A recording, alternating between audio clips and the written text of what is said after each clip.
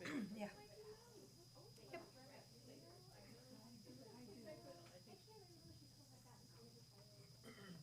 And Bernie Yeah. Yep. was the guy. Yes. Went to the wrong place.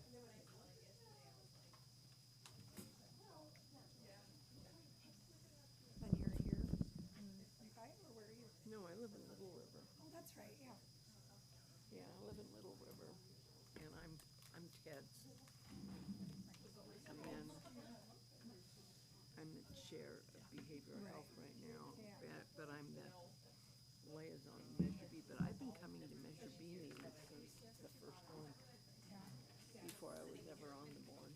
Because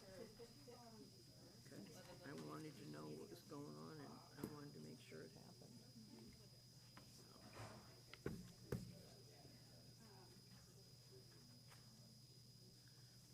What do I end up with?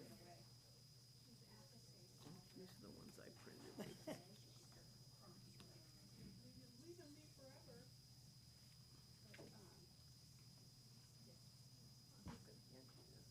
Oh, you missed me.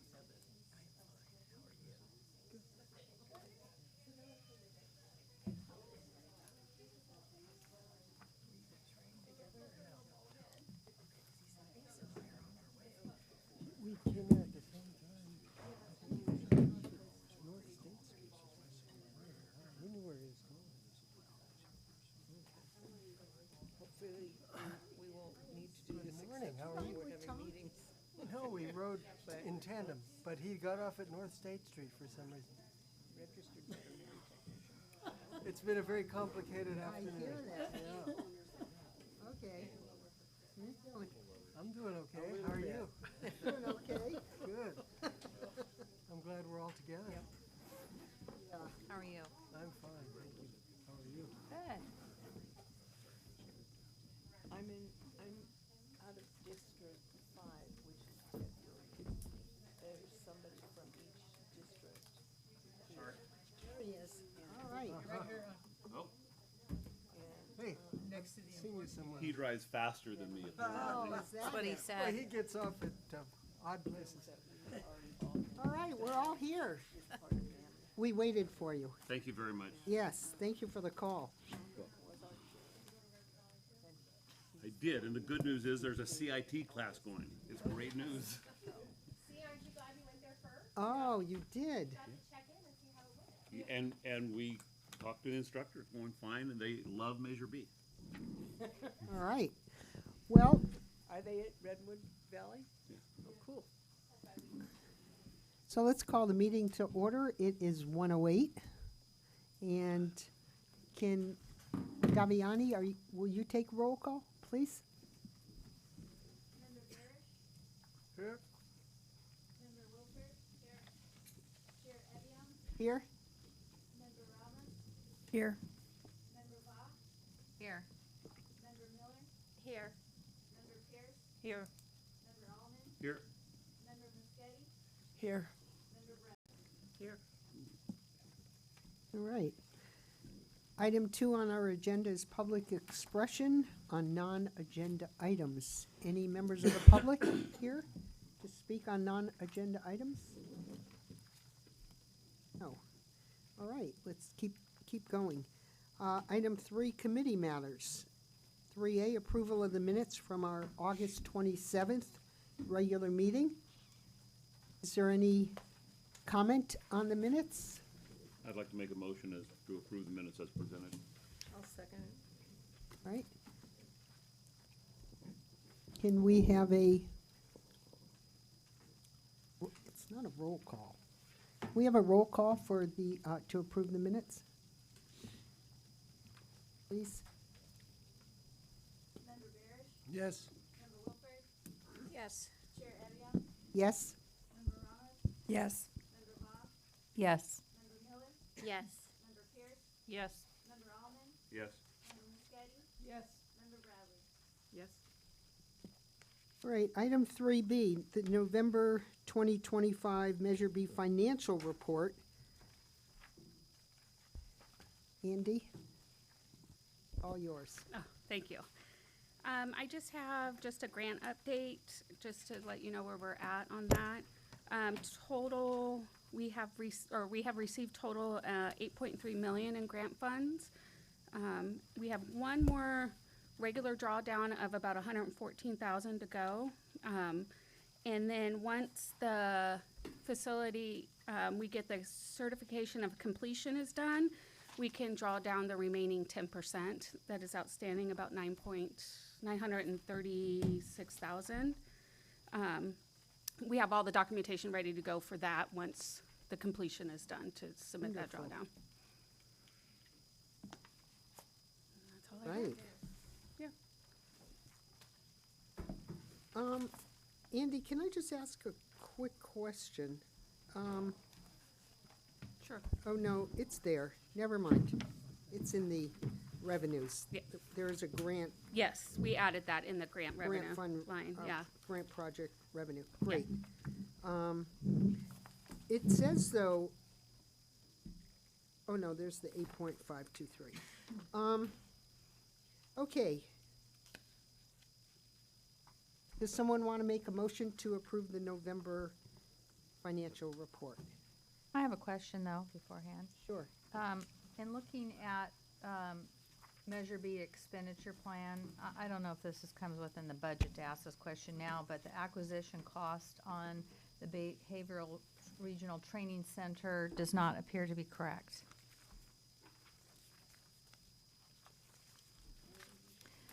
Project are you looking at? Yeah, I'm looking at Measure B expenditure plan. Oh. It's the Behavior Training Center. The acquisition cost you show is $274. What do you think it should The be? title company shows it at $389,000. So I don't know why this number's different. Oh, is that It was split. It was, a training center was bought, between the sheriff's department for the sheriff's substation and Measure B. So it was 75-25, Tom? No, What was I it? think it was 33%. 33% sheriff's office, okay, 33 for the sheriff? okay. Yeah, so a we portion paid of that for was paid by the sheriff's office to have the house and the garage for the sheriff's substation. Okay, so Hey, that's good to know. is that a separate acquisition they did then on the house? Well, the sheriff's office budget is not in our budget. It's in Yes. the sheriff's office budget. Okay. It was one piece of property that had the two buildings on it. Right, I'm aware of the property, but it just seems like, I So just had to then- ask the question, because that's not what's reported is for that address, the actual acquisition cost. The actual acquisition cost was what you found, but 2/3 of it was paid by Measure B. Okay. And 1/3, you'll find the other third if you go to the sheriff's department Okay. and look at their expenditures. Good question. Any other questions or comments about the financial report? Okay. Would someone make a motion to approve it, please? Almond will make a motion to approve as presented. Second. Seconded by Ace. We need public comment on every item, don't forget. Public comment?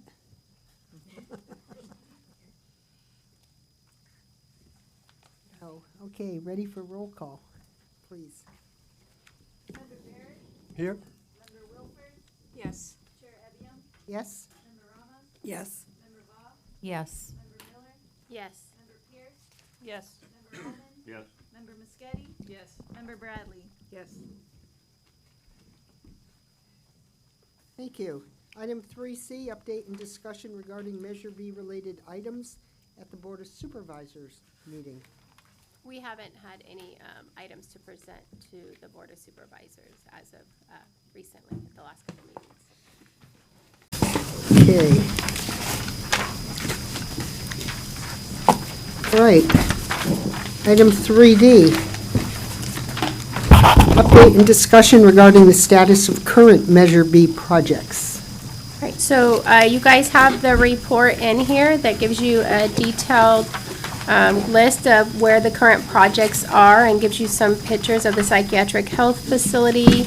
I know that ResPad is here, so they're going to talk with you guys a little bit later about their business model and how they plan to operate the PUF and kind of, I know you guys had some questions on recruitment, so they'll go more into that. And I believe that facilities was hoping to be here today to give more information on the facilities. So I'm checking in to see where Doug's at on that. Unless you guys have any other questions, we kind of have an update. We've continued to put mobile crisis response in here, so you guys get to see it, but as a reminder, it is not funded by Measure B. We were able to get grant fundings for that originally, and we were able to not use the Measure B funds, a small amount, because we were able to get those grants. And then since then, Medi-Cal has made mobile response a Medi-Cal billable service. And so therefore, we have not been using Measure B funds for any of the mobile response. But since it started as a Measure B program, we went ahead and left it in there, just so you guys can see where that program has started and kind of where it is today. Is there any other questions on those? Well, the standard question, and I know that we have another item, 3F coming up, talking about the provider for the new PUF. I don't think it's unreasonable, so if we could start discussing an approximate date that the PUF is gonna be open. Approximate. No one's gonna hold their feet to the fire and say, oh, how you missed a date, but the citizens have paid for it, and I certainly am asked on a regular basis, and, you know, whether it's April, May, June, July, I think it's fair that we are at a point in our plans where we can give an approximate opening date. When I think we were hoping that Doug would let us know today, I think we've been working with facilities timeframe. I know that I have been talking with ResPad. We've talked about when to put in their application for certification with the state to be Medi-Cal certified. There's also some options that we as Measure B could look at on if we wanted the facility to open and operate before they're fully Medi-Cal certified. This committee could put some money towards that, knowing that it would be straight county dollars. They can't bill insurance until they're certified by Medi-Cal and Medicare, which we're still working on the Medicare. The Medi-Cal we're going to get first in place. So those are some things we do know from the time they submit the application. The state's really is at that, don't submit it till it's completely finished, because we could come out tomorrow. They're probably not going to come out tomorrow. But I think the last update, and correct me if I'm wrong, was about 3 to 4 months from the moment you guys submit the application for certification, correct? Yeah, the time frame we were given was 90 days to 6 months, so, and I think we can try to push them, squeeze. Yeah, so we're working to figure out the best time to get that submitted and then work with the state to get them out here quicker or come up with an alternative way to get that certified quicker. But I do think it is something we could consider as a committee.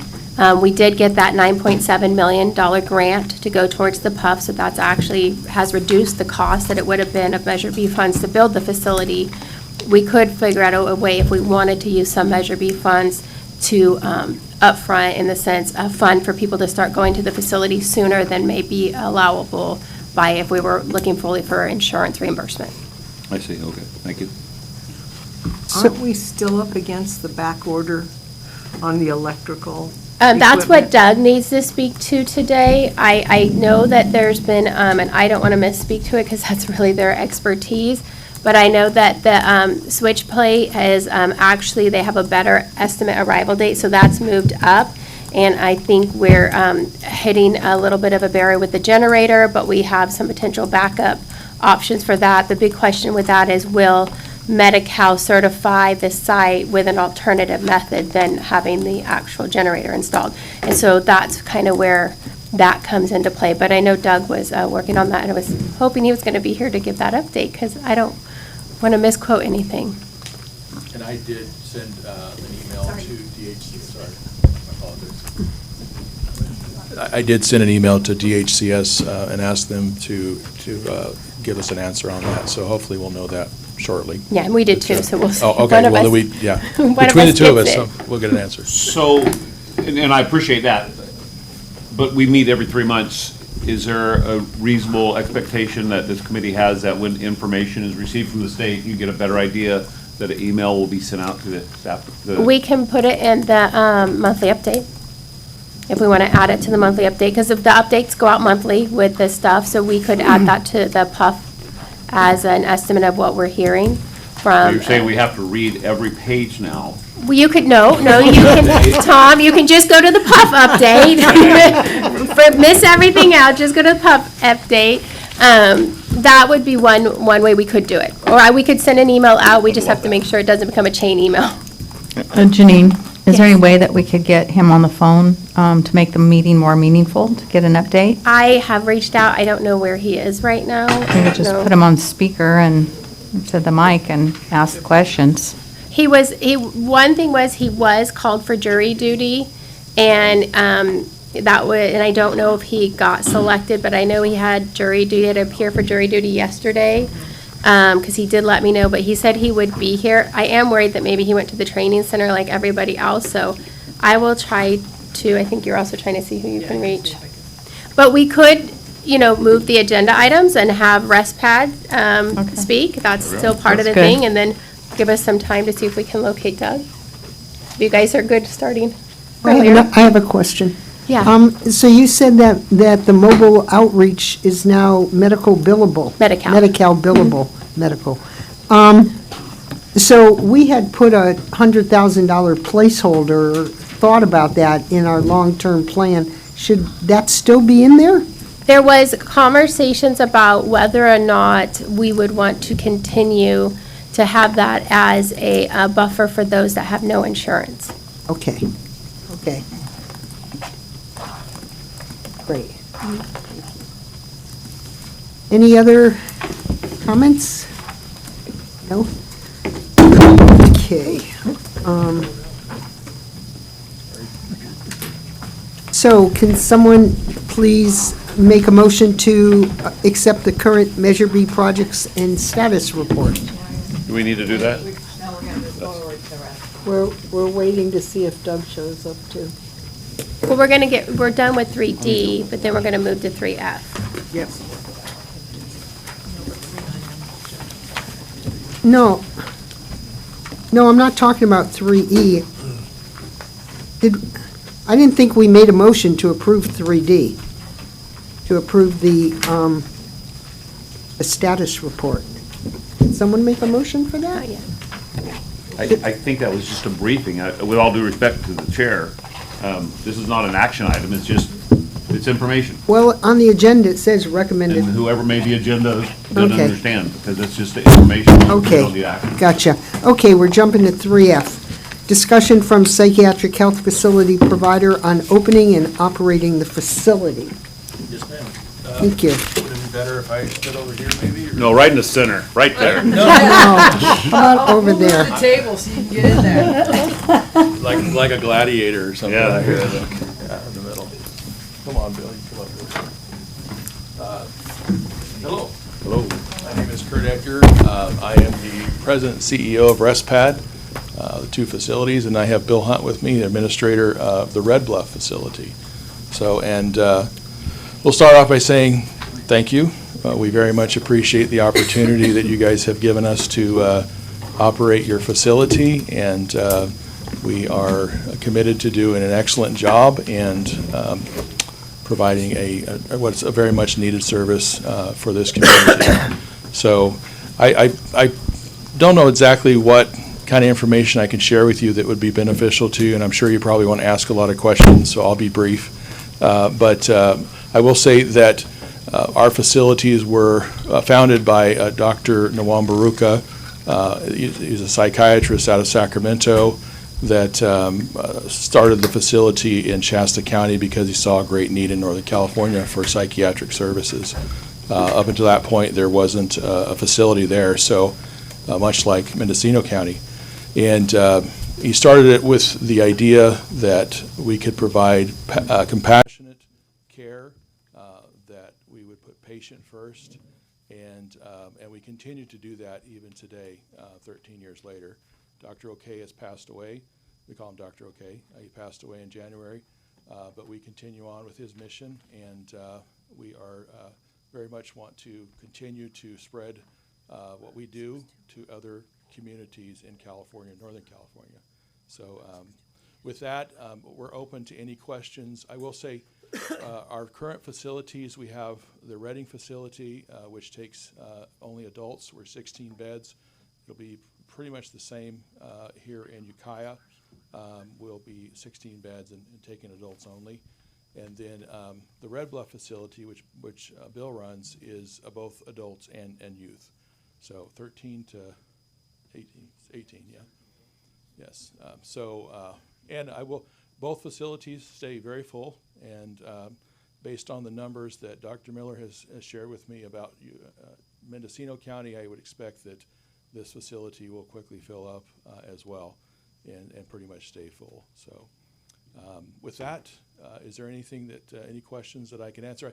I know you know a lot about us already because you've read our proposal, so. No, we haven't. Only You haven't, okay. Only the committee did, so Okay. the rest of us have not. All right, very good. Is there any questions that we can answer for you? I know you're concerned about the opening and stuff. Well, no, I mean, this is for Mendocino County. I'm concerned about the opening, but I'm also concerned, relationships with law enforcement, relationships with cities, medication over, under, release of the patients, there's everything you're concerned about in Yes. Shasta County, Tehama County, we're concerned with here. Great, let me answer that. Ironically, we had lunch on the way here at downtown, and we were looking at some of the plans from the facility, and one of the waitresses came up and asked us what we were doing. We told her, we're looking at the plans for the psychiatric facility in town, and we immediately got a barrage of questions sharing some of the same concerns. And I will tell you that in Shasta and Tehama County, and now in Mendocino County, I know there's concern. The citizens are concerned, obviously, about the services that we're going to provide, but also what's it going to look like? One of the questions she asked is, do people ever escape from your facility? And she's worried about, kids on the street. She's worried about, I guess there's a school nearby, and those types of things. Our facilities, first of all, are locked facilities. We take patients that are on 5150s, which is California's 72-hour involuntary hold. They go to the ER to be medically cleared, which is the standard nationwide. And then once they're medically cleared and ready for psychiatric care, then they come to us. Usually that's about anywhere from half a day to maybe 24 hours generally before they get to us. Our job is to stabilize them as quickly as possible. Of course, we are accountable not only to the county, but also to state of California, DHCS, to make sure that we do not keep that patient any longer than is absolutely necessary. 51, let me back up for a second. For those of you that don't know, 5150, again, is an involuntary hold that can be imposed upon an individual that takes certain rights away from them, not all, and it requires that they be put into a facility for a 72 or for an evaluation, psychiatric evaluation. It's 3 days. We can extend that further depending on if the person needs further care, and they can only be placed on that hold if they are dangerous to themselves, dangerous to other people, or if they meet a term called grave disability.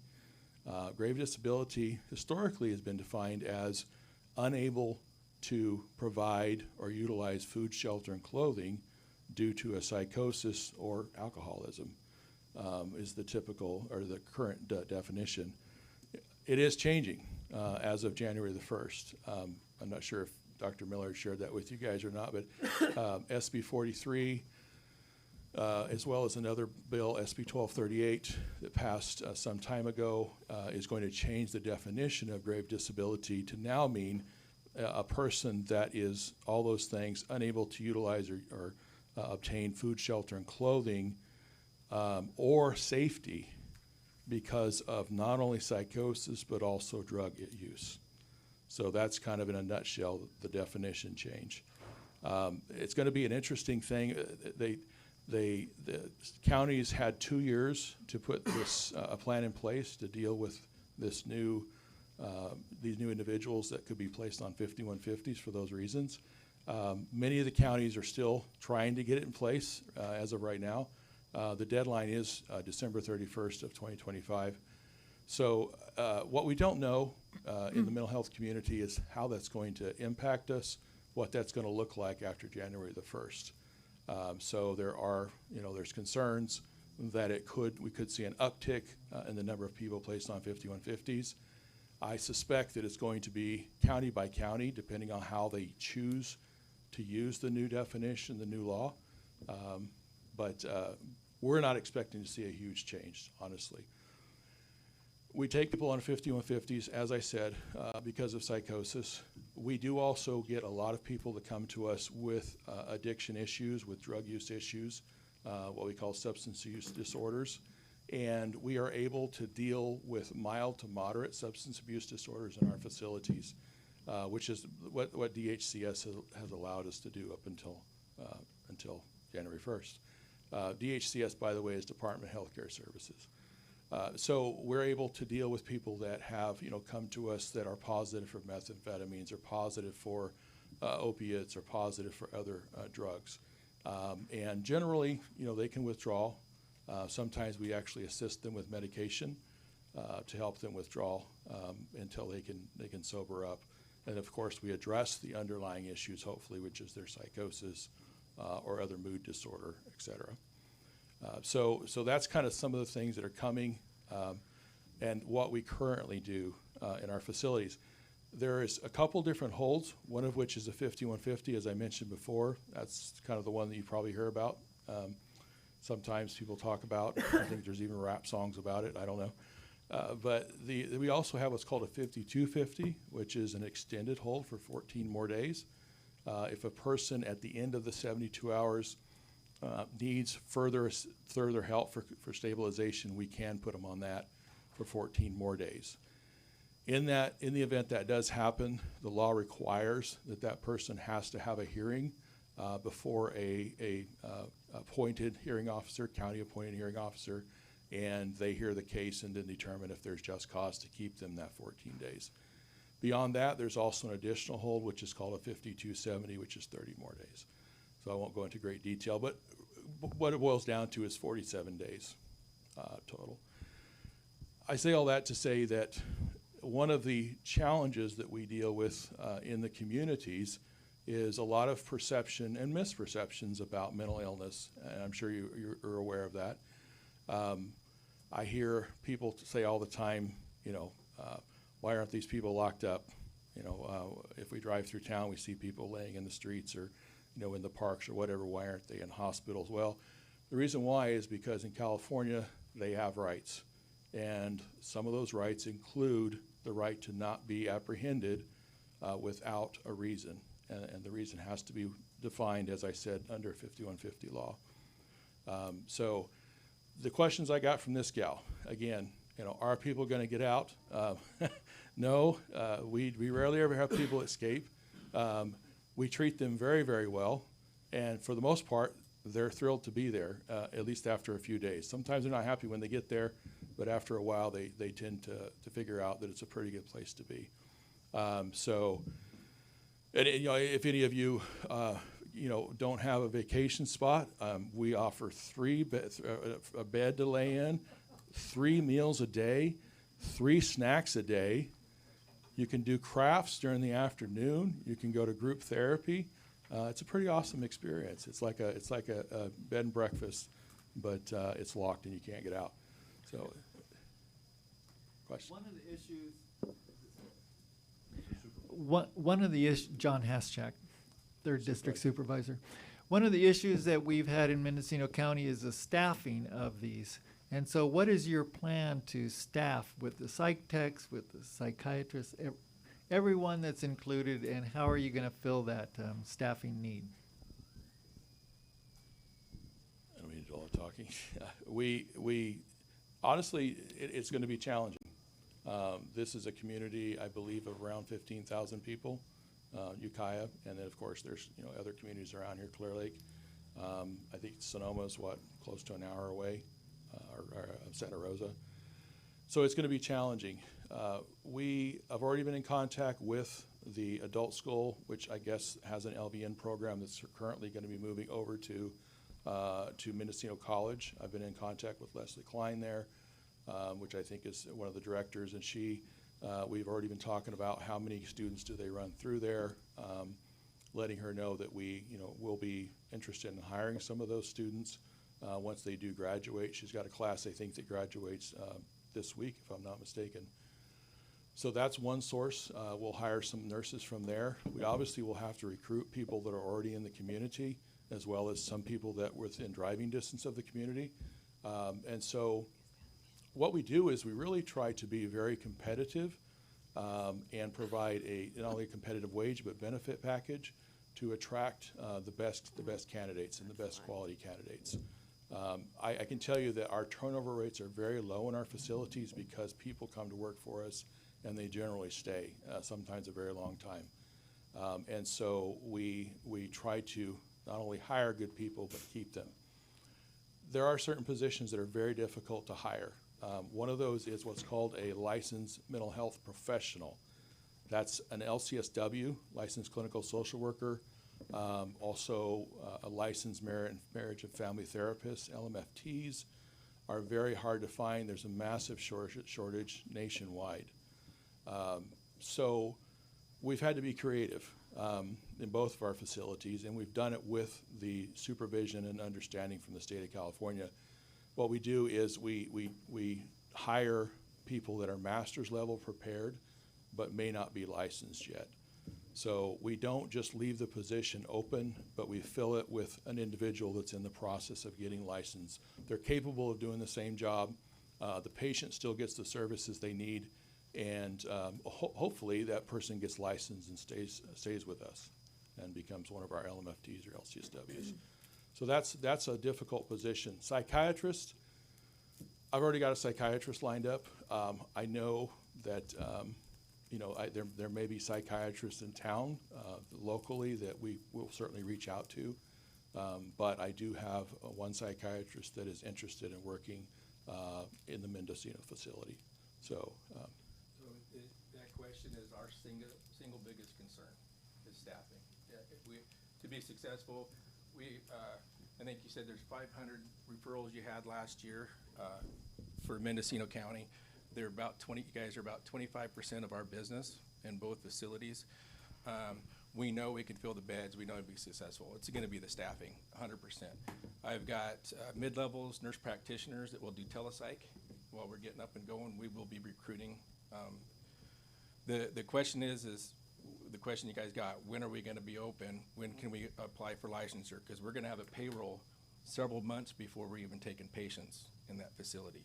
So we're trying to figure out when do we get to pull the trigger on submitting our license and start recruiting. We will be targeting an admin team first. We'll bring them up to Redding, Red Bluff, get them tuned up, and then have them come back down here, do their own interviewing for your own staff, nurses, techs, and everything else. And we're going to be bringing staff with us down. So we have volunteers from both our Red Bluff and Redding facility. We'll bring nurses, we'll bring providers, we'll bring techs down. They'll help in some social services and stuff. But Red Bluff is about the same size as Ukiah. It's been an ongoing problem.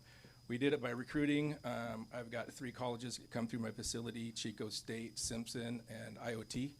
We have nursing students come through. We're trying to get their social workers to come through our program. We're getting some interns coming through now. So we do recruiting through the schools, and we made a concerted effort to train. So staff development.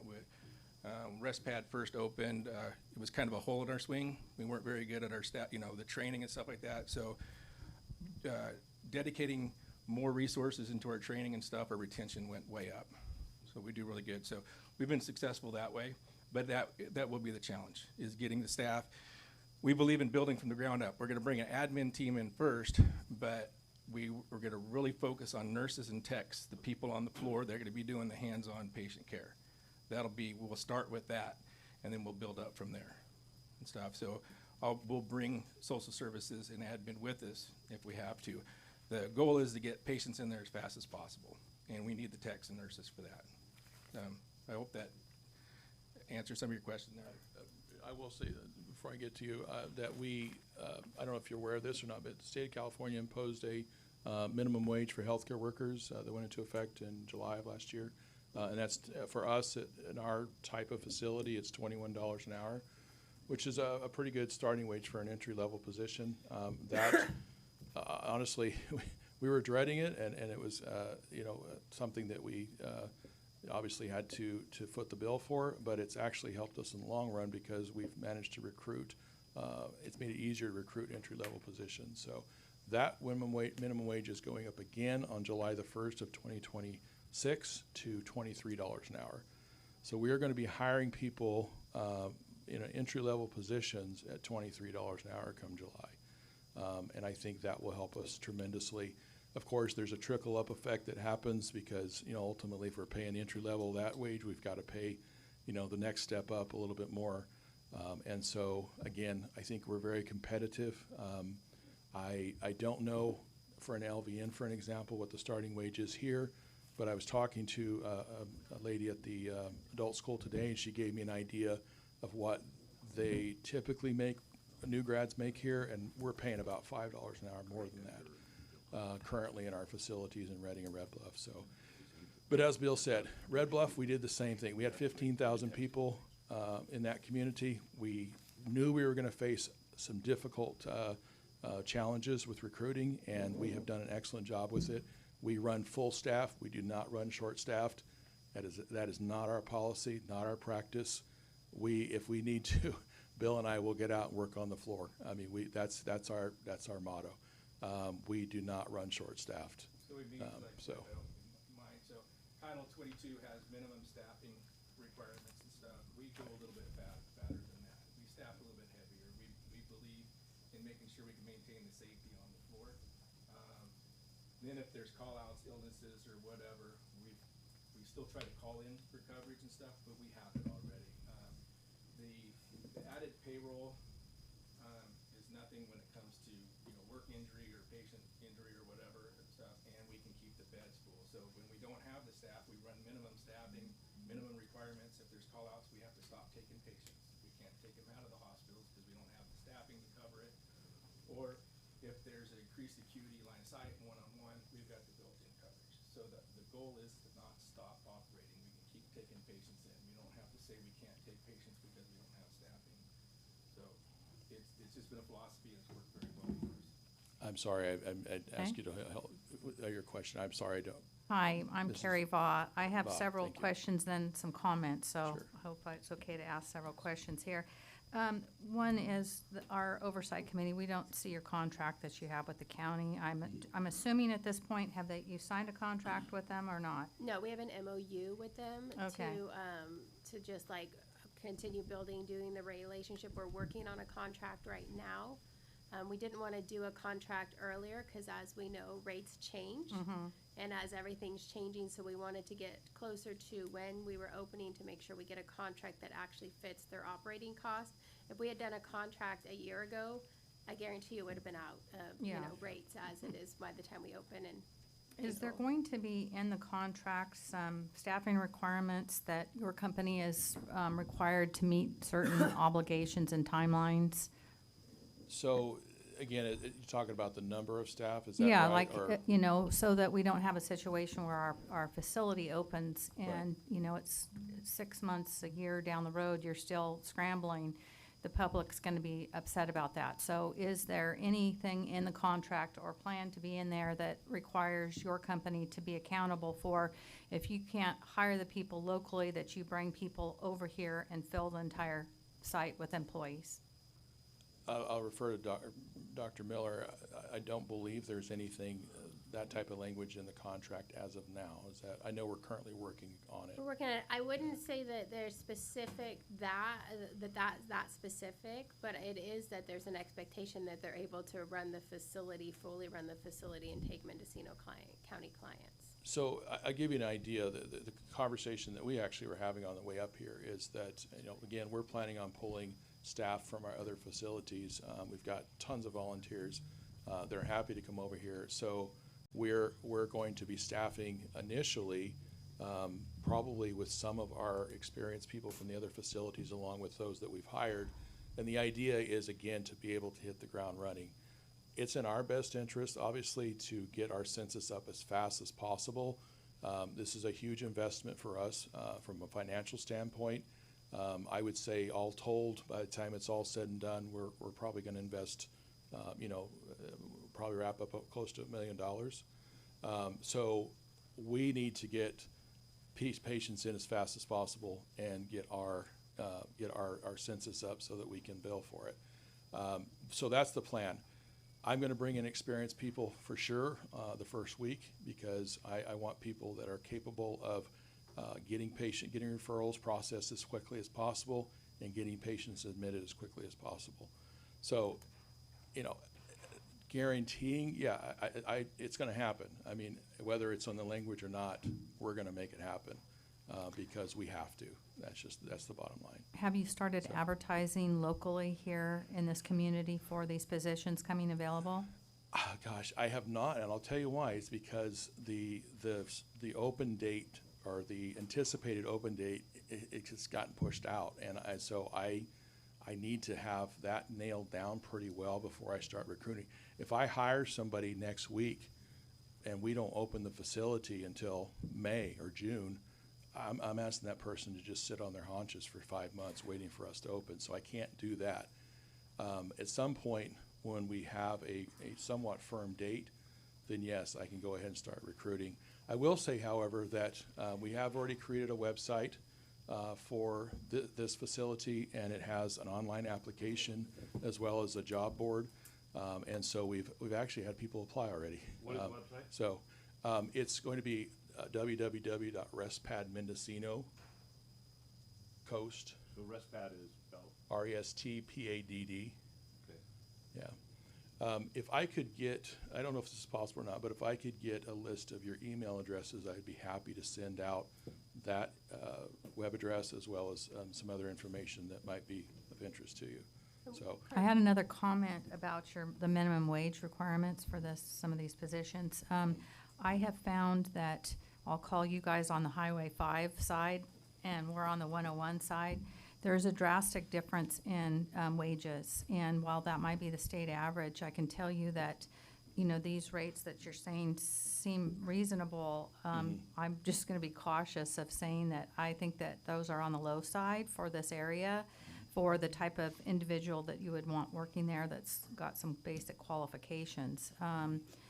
I see this all the time with whether it's construction or employees and so forth.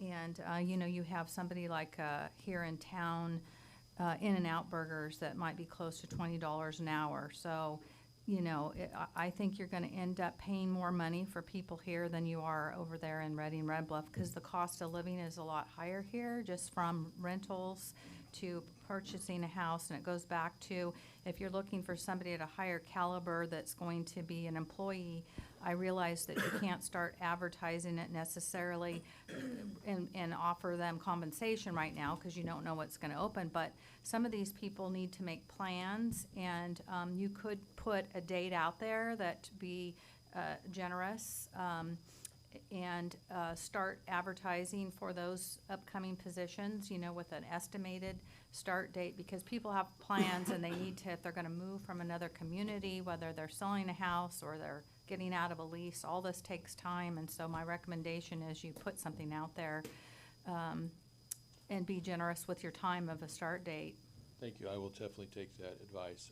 I will say that we anticipated that wages were a little higher here. When we were putting together our proposal, we went on Indeed and we looked at the openings that were out there, and we come up with an average of what the different positions paid, and that's what we used to calculate those numbers. So we realize that the wages are a little bit higher here. One of the things that we would like to do, and I think would be beneficial, obviously we're going to advertise on different, Indeed or in other places for the open positions as soon as we have somewhat of a date. We also would like to do an open house at some point. I don't know, maybe a couple months before we open. And for two reasons. One is we'll do a job fair at the same time, advertise it, and that way we can, people in the community that are interested can come and apply and be interviewed on the spot. Again, I've had a lot of people already reach out to us. There's a lot of interest in the community, not only about, hey, what are you doing, but also, interested in working for us. So that's been encouraging. So we'd like to do an open house for that, but also because I think, based on what I'm hearing and what I've seen, a lot of people in the community are interested too. In, what do you guys do here? What's it look like? What's the inside of that building look like? And so why not, with your permission, take them through and show them around? It's the only time we'll have an opportunity to do so. Yeah. Because once there's patients in there, we can't do it. So they can go through and hopefully provide them with some education about what, the only thing they know is what they see on TV, right? It's One Flew Over the Cuckoo's Nest and those types of things. And that's not the way that a modern-day psychiatric hospital operates. So we would like to be able to educate them on what we do, the services we provide, and just our whole entire approach to treating mental illness. So again, I mean, without belaboring the subject, we treat people very, very well with dignity and respect.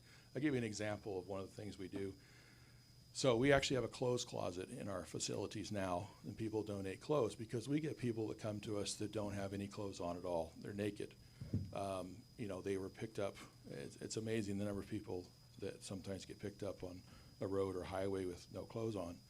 And so they come to us, or they may come to us with, very tattered and clothes that are worn out, and they are malodorous. So we will get them in our facility. We have them stripped down. We actually put them in a shower. We do it in a dignified way. We let them take a shower, and then we will provide them with a fresh set of clothes out of our clothes closet. One of the rights that a mental health patient has in California is to wear their own clothes. Unlike a jail, we can't give them a set of clothes and say you have to wear these.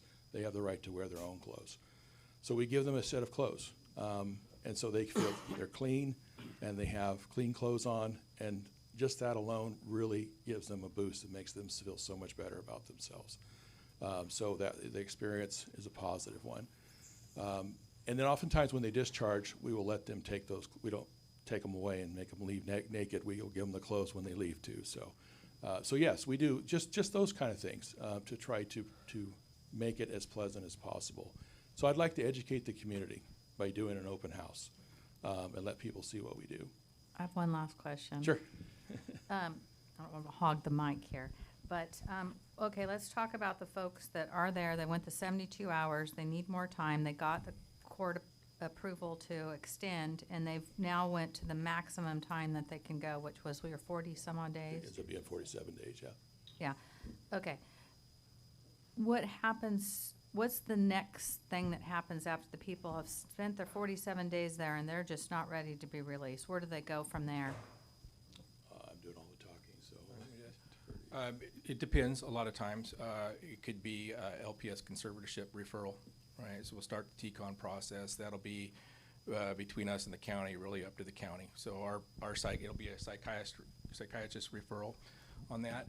If they meet the end of that 47 days and we don't have them stable, we don't have a safe discharge plan, we will contact the county that placed that patient and see if they want to do a reassessment and start a 5150 process over again on that. So we do volunteer stays.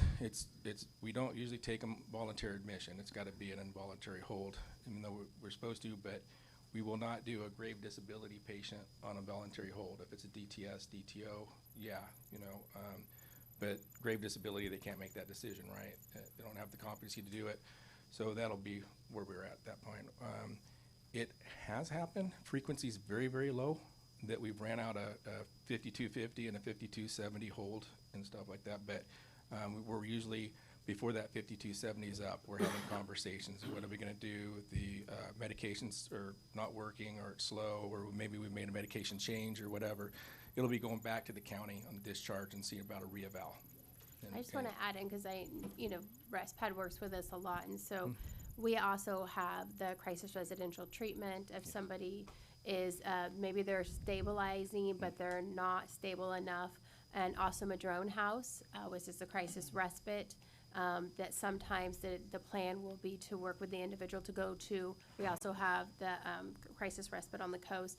So a lot of times there's a conversation between all of us talking about, here's where this client is, do we conserve?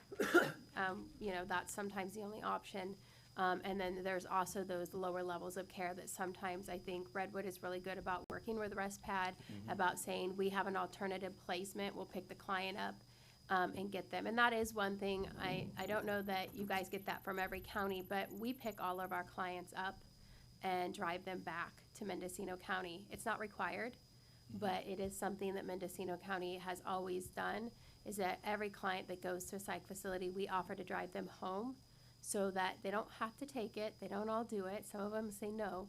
But we do it because it allows us to do an exit interview with the client to really check on them on that drive home, do that exit interview, make sure they have their medication, that they have follow-up plans, but it also allows us to look, do they, if they're needing that that second higher level of care, we have somewhere to place them. Yeah, thank you for that. It's true. And then getting to the discharge, sorry, Kurt. That's right. On that, we always make sure there's a safe discharge plan. So it's part of our thing. There has to be a plan. There has to be somewhere for them to go and land.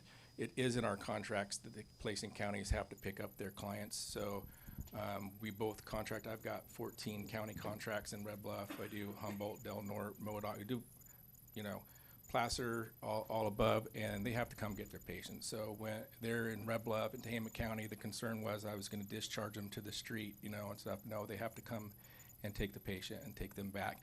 And we're usually setting them up with services. So either they're going back to behavioral health for follow-up.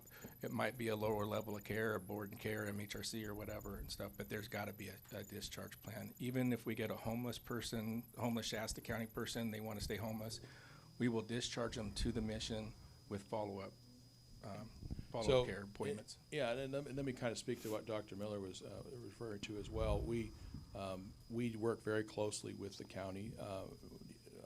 We have discharge planning that begins the minute a patient walks in the door, and our social services generally, interfaces with the county, and we start working on a discharge plan with them. So by the time that person gets to that, 14th day or whatever day it is, there's already a plan in place. So more often than not, that person's not going to go that full 47 days. In fact, the average length of stay at our facilities is about 8 days right now. Let me back up for a second, though, and refer to Mr. Almond's questions about working with the community, because this is something I feel is very important for us as well. We very much want to be, and we are going to be a member of this community.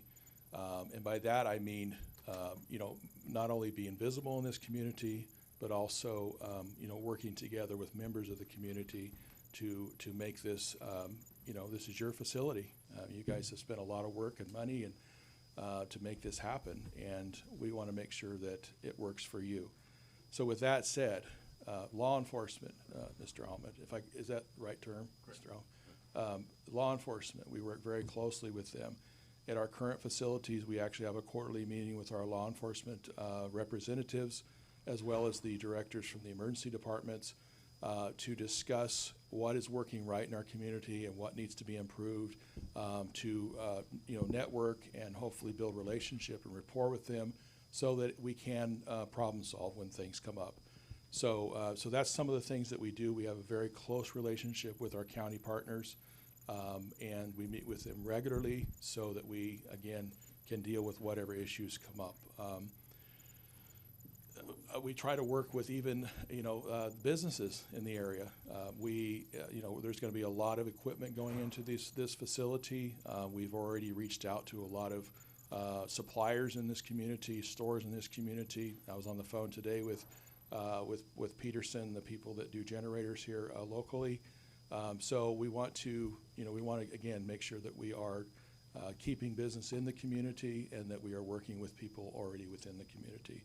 And I just want to add, because I want to note that we've already been working on building that relationship with Adventist, getting some meetings early on the ground to start building those rapport, and then we'll look at law enforcement. And so ResPAD has been very much wanting to partner and be a part of the community and build those relationships even before they get here. Absolutely. And I'm glad that NAMI is here because I really wanted to meet you guys. So this is an awesome opportunity. And I think that'll be probably one of the first buildings that NAMI is right on site. One of the first pubs. As far as I know, it's the only one, so it'll be a very unique setup. So we're going to have to get along. I'm just kidding. Oh, you're NAMI. Okay, I'm sorry.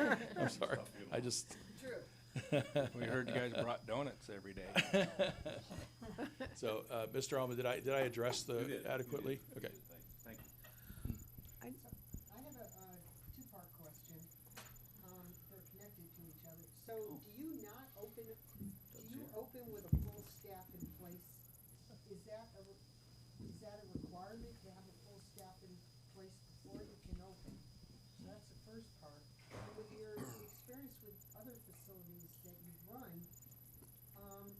has there been a change in staffing so that the staffing is less than full-time after you've opened? What happens? The answer is yes and no on that. So we can open with less than staffing and stuff, but it'll keep our census low. So we're a 24/7 facility, so we've got to have enough staff to manage the patients we have safely, right? So it's the 16-bed puff, the magic number's 10. 10 or less, I can have less staff. Above 10, I have to have a full staff. We usually staff above that on there, but if illnesses, COVID, whatever, we're short-staffed, we stop taking patients. So that'll be the first thing we do. So we won't be taking them out of the ERs. If they have referrals, we'll say, sorry, we can't take your patient today. It could be a shift-to-shift thing. Sometimes our acuity gets so high, we get patients that are so physically imposing and psychotic, they're hard to handle, that take a lot of our staff. We have to stop taking patients to keep everybody safe, the patients and our staff. That's another reason why we overstaff, is to be able to manage the milieu. But if we go short-staffed and say I have 3 nurses during the day and I only have 2, we'll stop taking patients. If it's during the weekday, we've got a director of nursing. That's when Kurt talked about we'll show up on the floor. I've been a tech. I am a nurse, a registered nurse. I worked a knock shift 2 weeks ago. I wasn't thrilled about it, but I did it. I was there. We do whatever, all hands on board, but we overstaff so we don't ever have to stop taking patients. That's our philosophy. But so your answer is, if we're short-staffed, we just stop. We drop our census to where we're appropriate with our staffing ratio on stuff. So it can ebb and flow on that. Staying overstaffed, we've minimized that a lot. What is your staffing ratio? Well, under Title 22, the simple way to go is, it said the magic number is 10, right? If it's 10 or less, I need 4 nurses and 4 techs in a 24-hour period. That's 2 during the day and 2 at night. In 11 or more, it's 5. So it's 3 nurses or 5 nurses. We usually do 3 during the day and 2 at night. And same thing with the techs. In Red Bluff, I staff 4 nurses daily and 3 at night. And I staff, and that's each shift, and we do 12-hour shifts. And for my techs, I do 8 daily. I do 4 during the day and 4 at night. On the weekends, I run a swing MHT, a mental health tech. They do like a half shift. They come in around 10 o'clock in the morning and work a 12-hour shift that night. They cover lunches, rotations, because we insist that there's always 2 staff on the floor at all times, no matter what. We have increased levels of observation, which is one-on-one line of sight. And one-on-one, I have to have a staff member within arm's reach the whole time. Line of sight is they see them the whole time. We have to bring in extra staff. When we have a tech or a nurse that's doing line of sight or one-on-one, they're not a staff on the floor. They're there to maintain that increased levels of observation, so we have to bring people in. Being overstaffed, you never know when you're gonna have that happen, right? Somebody's extra suicidal or whatever, we're gonna do a line of sight. We've got the staff to handle it right now, and then we call and try to get help. So we can maintain safety and really getting those patients out of the ERs and into our facility. Talking about, being understaffed and not getting staff up, it's imperative for us to get it to a full census as fast as possible. That's how we make our money and we stay afloat. So it's not in the contract. If it needs to be, we will. But we were gonna, our number one, my biggest stressor right now is staffing. And I'm thinking about it 24/7. It's just the timing. So, and we were talking about nurses and techs, and that's just part of it. There's also what we call licensed mental health professionals. We're required to have 2 of those in a 24-hour period. That's LMFT, LCSW, psychiatrists or psychologists. And so we're required to have 2 of those. We're required to have a provider. Every patient is seen by one of our providers every day, either a psychiatrist or by a mid-level, such as an NP or a PA. And so those people are on staff as well, not to mention others that are in the building. So just to give you an idea, on a typical day on a weekday, there's probably 25 people in the building altogether. I will say that one of the things we've really focused on the last couple of years is training, overtraining, including all of our staff, even from the janitor up, go through what we call CPI, Crisis Prevention Intervention. It's an 8-hour program. They do it every year. It teaches them how to deal with people that are in crisis. And so everybody in the building is trained to deal with it, which really comes in handy again if we have issues with staffing or something goes down. We do not run short-staffed. I'll just be straight up with you. We are a small company. There are 2 facilities, now going to be a 3rd. There are large corporations out there that run PUFs and other types of hospitals in California and other places that are, about making a profit, and they will run as thin as possible. I know who they are. I compete with them. And there are ways to cut corners. There are ways to fudge the numbers. You can count, for an example, you can count people in the building as mental health workers, even though they're not mental health workers on the floor. There's a lot of things you can do, and they do those kind of things. It creates an unsafe condition for their staff. It's not conducive to patient care, and ultimately, it in the long run, it backfires on you. We do not do that. I'm not interested in being the cheapest provider out there. I'm interested in being the best provider out there, and that means that I want to do the best job, and I want to get to the end of this 3-year contract and have you begging me to stay for another 3 years. That's really what I want. I'm not interested in cutting corners One other for part profit. of your question too, you talked about, starting up and everything. If I don't have enough staff to do 16 patients, we'll spread out through the shifts, so we have enough staff each shift, and we might only be able to take 8 patients. So it will be a ramp up. So if we don't have them to start off, we will be building towards it, but I've got to cover it 24/7, right? So if I've got 2/3 of the crew that I need, we'll spread them out, make sure all the shifts are covered, and we might just bring in 8 patients to start out to get it going and get it rolling. A couple reasons why we can start getting some revenue going. We can get staff experienced, and when we bring staff in, we got them going and gets the training done faster. So it might be I'd like to be able to bring in 16 from day one. It's my goal on that, but it might be we can only bring in 8 to 10. With that said, though, when's the last time that we had to cut staff in either one of our facilities because of or cut census because of lack of staffing? Probably closer to 2 years. Yeah. And when I first opened in Red Bluff, that was the biggest challenge. So to your question, it was really hard to retain staff because I would be working them like crazy, working overtime 1 month, and the next month I'm sending them home, maybe half a shift or calling them off for a shift, and so it was up down that. I wasn't on the startup at Red Bluff. I came shortly after. They ramped up. They hired everybody. They hired the providers and everything else. The opening kept getting kicked down and stuff, and they lost. So they spent all that money training. They brought providers in to do medication training, hands-on training and stuff, and they lost probably over half of the people that they hired initially on that. And it left a kind of a bad taste in the community and everybody, and we had to overcome that. And we have not cut our census in either of these 2 facilities due to staffing for well over 2 years, probably even closer to 3 years. So that is to give you an idea. We do not run short-staffed, and we have a full staff, in fact, overstaffed in both of the 2 facilities now. That's what we're wanting to achieve in Mendocino.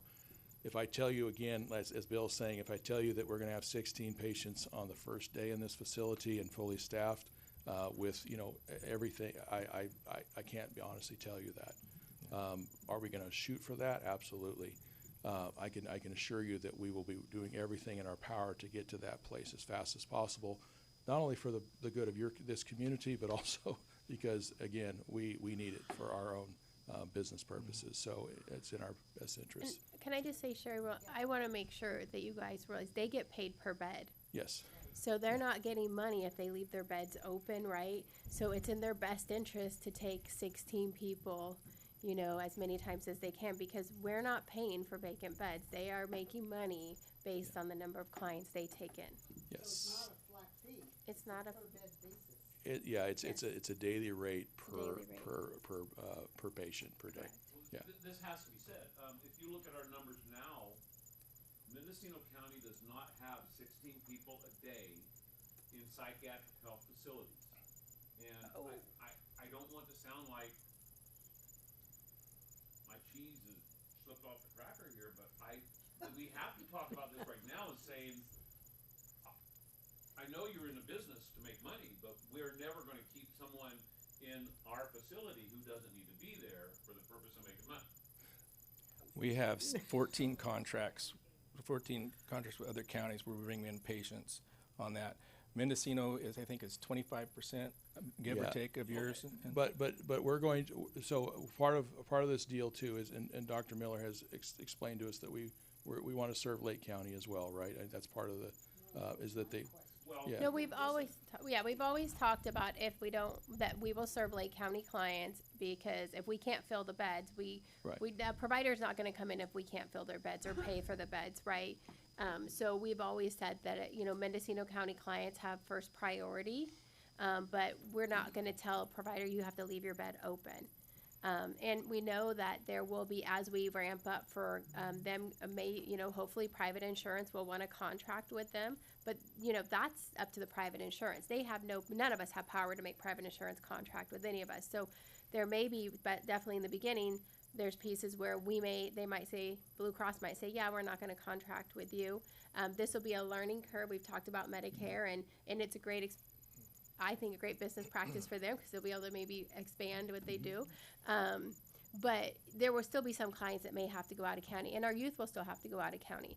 But we use their facilities a lot. Both of their facilities, we take up, 25% of your beds on a given day? Yes, you're 25% of our current patient load now in both facilities. So, I wish I had numbers, and I apologize that I don't, but I would say that, if I'm not mistaken, there's approximately 500, a little over 500 patients a year that are placed on holds in this county.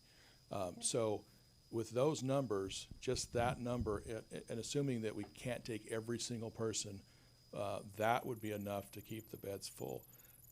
That's probably a pipe dream, and I don't think that's quite going to happen, but based on what I have learned about Mendocino County patients and what we're doing in our current facilities, I think we're going to get pretty darn close to having those beds full.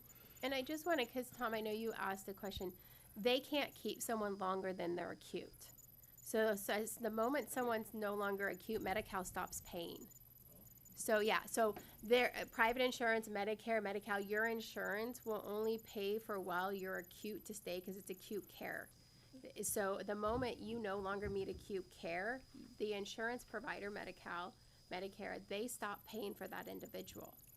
So it's in the best interest of the county and everyone to really start looking at lower levels of care, because you can't get that reimbursement from the insurance company. So they don't usually hold on to clients, is what I'm I know we trying only to say. have 2 hour meeting, and you can't answer this next question, so you and I can talk about it later, but the question is, and we have 2 supervisors here, is a theory that the business plan that the PUF is going to have is going to allow the PUF to basically break even and not cost our taxpayers too much money? So one of the things that I will say, and I don't want to speak for Kirk, one of the things I will say about ResPAD's plan, which it was appealing, is they really, minus operating costs to open, there is some need for them to, have some operating costs. They really create a proposal that they're going to operate within their own budgets. They're saying, here's what it's going to cost us, and this is our business plan to make that work, and not look at the county and say, at the end of the year, you owe us $2 million. Perfect. I mean, tell me if I'm wrong, but that's the way No, they absolutely. are operating this like a business, how they operate their other 2 facilities, which is minus their reputation. They had a lot of reasons we went with ResPAD, and that was one of them.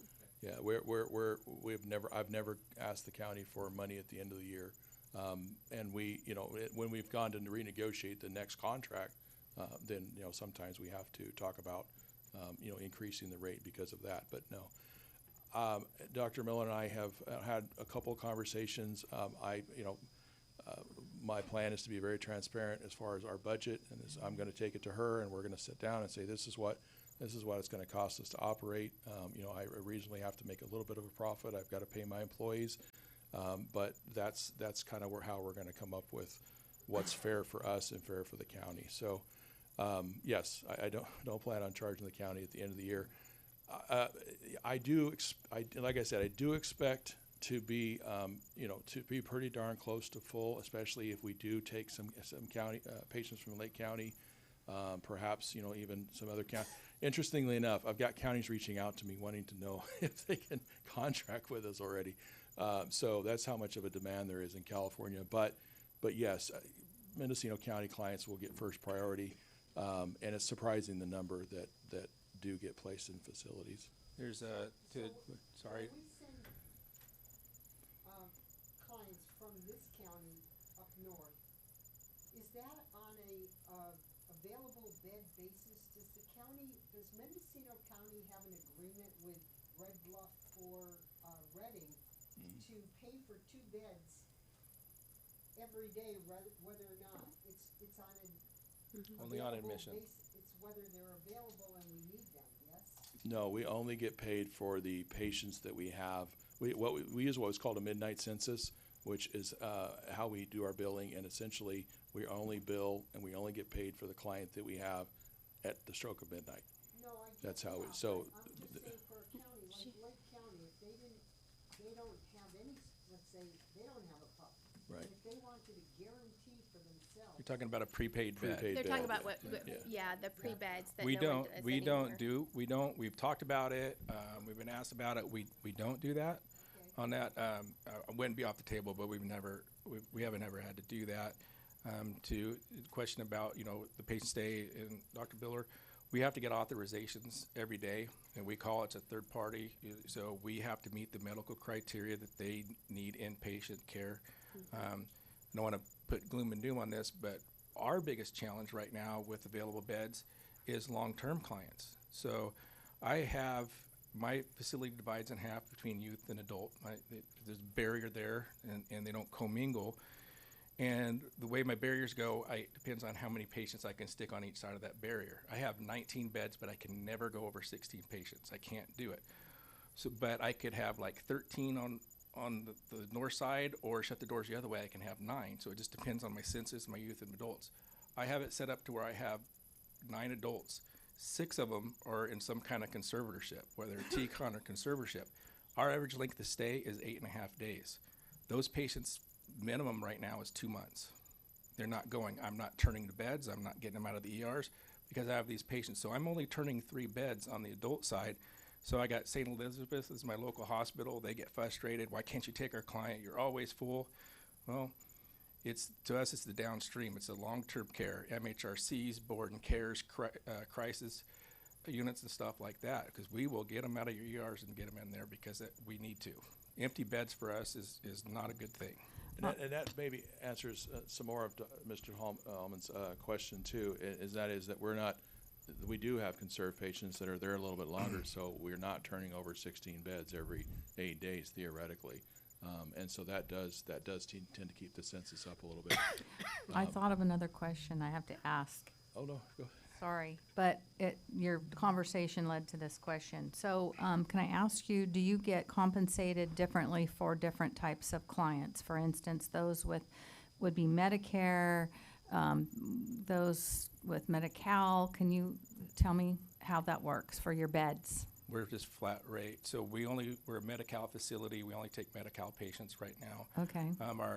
If we will take indigent, but only from counties we contract with. So if they don't have insurance, we get a short doyle. That's that the county will still pay us for that. So we don't do Medicare right now. It is a goal.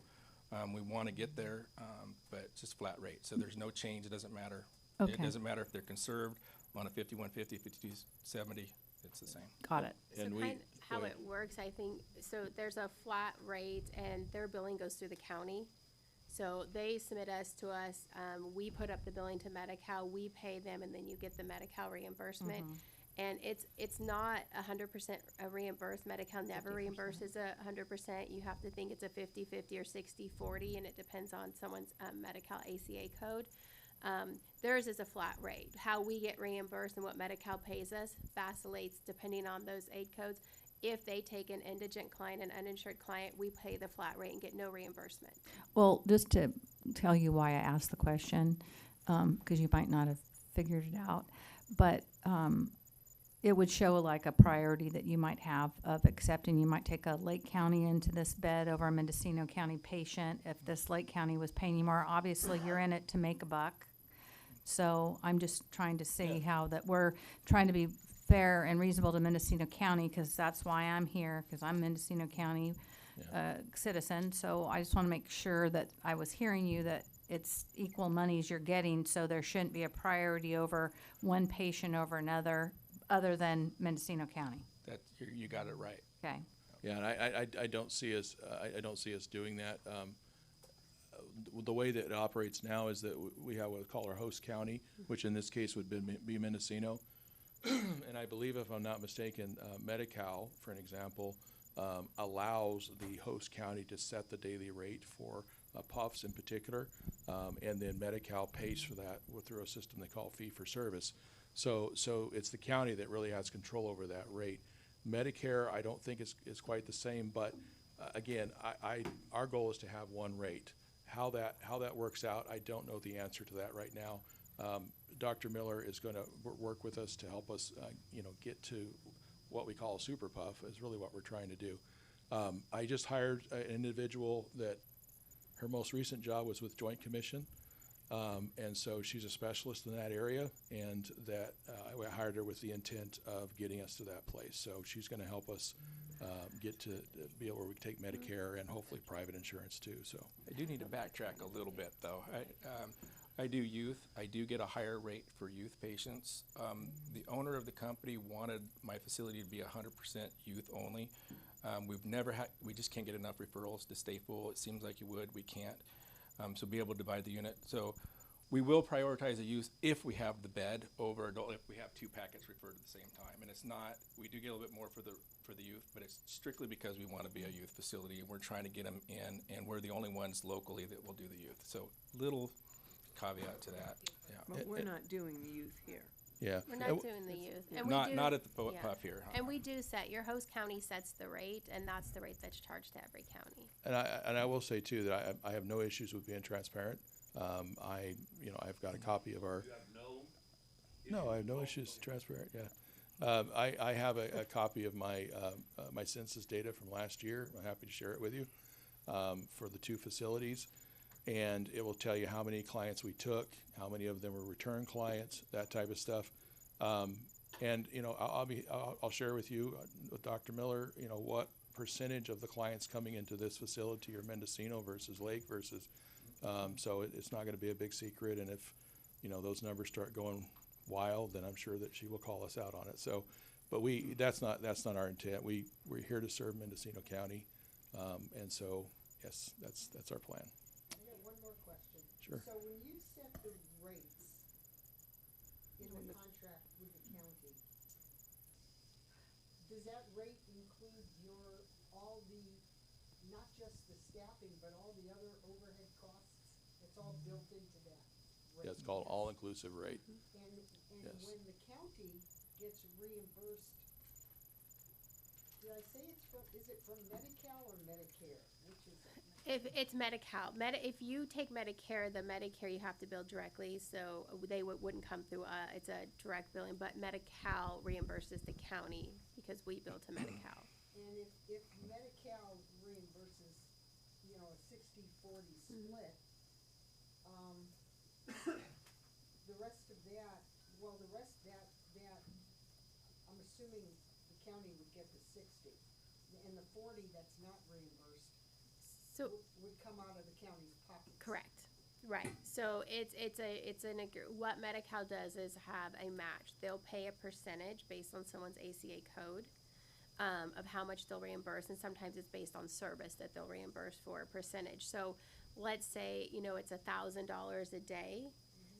As long as the person is acute, Medi-Cal's gonna pay. But sometimes I think we can all agree, sometimes people need an extra day or two beyond being acute before you send them home, and Medi-Cal is going to say, sorry, we're not gonna cover those days, and it becomes a full county cost, right? And so that can, we hope that doesn't happen, but there are sometimes you need that extra day, because if that person came back, you'd be driving them back the next day. In those situations where that $1,000, we may get reimbursed 600 first, you know, and then the 400 has to come out of the county's realignment funds. Every Medi-Cal billing service we do, it's a match. We don't get, I know in other, you think about like clinics, you know, they get a set rate. They don't have to put money up to get the money. We actually have to put the money up. So what it falls into IGT, intergovernmental transfers. We have to send our realignment up, and then they match it and send it all back down. So we put our, you know, 600 up, they match it and send back the 1,000. So that's the only way we get reimbursed. There's always a county match in Medi-Cal. And the rates must change for Medi-Cal reimbursement from year to year. Correct. Yes. So Medi-Cal will look and compare based on different things within your communities, how much they're going to pay. So the state will set a rate sheet. So Mendocino County has a rate sheet by the state that says this is how much Medi-Cal will reimburse for all these services. But you know that a portion of that's the county share of cost, right? So that has to get paid into it, yeah. And, you know, providers' rates go up every year too. So, I mean, to meet their needs, like you hear, it's like minimum wage is going to go up. So that means their costs go up. Yeah, that's kind of the dirty secret, unfortunately, within mental health in California, is that in reality, the state of California does not pay enough for to be able to operate a facility. That's what it boils down to. And if we don't meet criteria, like if those patients don't meet criteria, we're not documented, stuff like that, they won't pay. They'll deny payment. It won't be on the county to pay that, on that. So if it's a transfer issue, like we can't pick them up, they can give us like admin days, but if we're not meeting medical criteria, we have a meeting every single morning, the treatment team meeting. It's a collaborative thing with our staff, providers, clinical directors, director of nursing. Does this patient need to be here still, or are we discharging and stuff? So as soon as they don't meet criteria, they're out. You know, we don't get paid, and two, we're kidnapping at that point. We gotta get them out of there. Except for conservatorship. They will keep our conservatees, Yes. and we are very thankful because sometimes we are one of those 6 beds that are Yeah, you gotta 13 get one or beds that two, are or two of them full. there, yeah. Yes, we do have some in there right now. And so we are very thankful because it is really hard when you can serve to find that next level of placement in the state of California. There's a backlog. The highest level of placement, state hospital, we have to get on a waiting list. They estimate 2 years. The lowest level under that is called CPT, California Psychiatric Transitions. That's got a 6-month waiting period. So and these poor facilities, because they, are so gracious to keep them, sometimes I think they want to wring our necks. Could you please move your client? Well, But- the challenge is we're set up for short term. Right. And, a week stay, and then we've got them staying for Right. months. And For so months, yeah. to them, it's Groundhog Day. It's, ends up being the same And hangover. they want out, they get want- yes. anxious. I mean, it doesn't actually always, it's not always in their best interest to stay longer, but the, ResPed does end up with a lot of our conservatees, and they are there for a while. We have to pay for that because Medi-Cal's not that straight dollars, and we do reimburse them for keeping our clients longer. And, but it is hard. I think I would estimate probably and it doesn't stop them from making conservatorship recommendations, just so you know, which is great. They still make them knowing that the client may be there for a while, but I think, 2.5, 3 months probably from the time they go in, they say, hey, we think this person needs to be conserved. We get them through the court process and find placement, probably a good 2.5, 3 months. Yeah. Interestingly enough, Had them up to 8 months. yeah, I was gonna say, 8, 9 months, it's incredible. What my biggest concern, honestly, is that it's not fair to the patient. And that's the thing that grieves me, is that to be stuck in such a small facility for that amount of time is just not very humane, unfortunately. But it's the system that we deal with. If any, should you ever be in a conversation and you have an opportunity to pitch in on what California needs as far as mental health facilities, we need long-term beds. That's really what we need. And we need a rehabilitation model as opposed to throwing people into facilities and discharging them, without any sort of rehabilitation in place. So, you guys open an MHRC, I believe? Or Yeah, going to? Anchor is opening an So MHRC. that's fantastic. So I'm hopeful they do a rehab model. Most of the facilities, most people don't realize, most of the facilities more run almost like a skilled nursing facility without that real focus on rehab and getting people back to their communities. It's unfortunate, but. Yeah, MHRCs that should be their focus, is rehabilitation. I mean, everything from job training to, therapy and all those kinds of things to try to help the person. I mean, ultimately, we want them to get out of here and not come back. That's really what we're after. So, any other questions? I hope we answered them adequately. Absolutely. Again, we're very excited to be able to do this, and I will give each one of you my business card, and you're welcome to call me if you have any more questions or if you have some concerns. Please reach out, and we'll do our best to answer them. So, Yeah, I love talking about my business, so yeah, just call. So. Thank you very we're much. both psych nurses. We're very passionate about psych care. So. Yes, ready to move back in our agenda to item 3E, update and discussion on the construction of the PUP. You're up.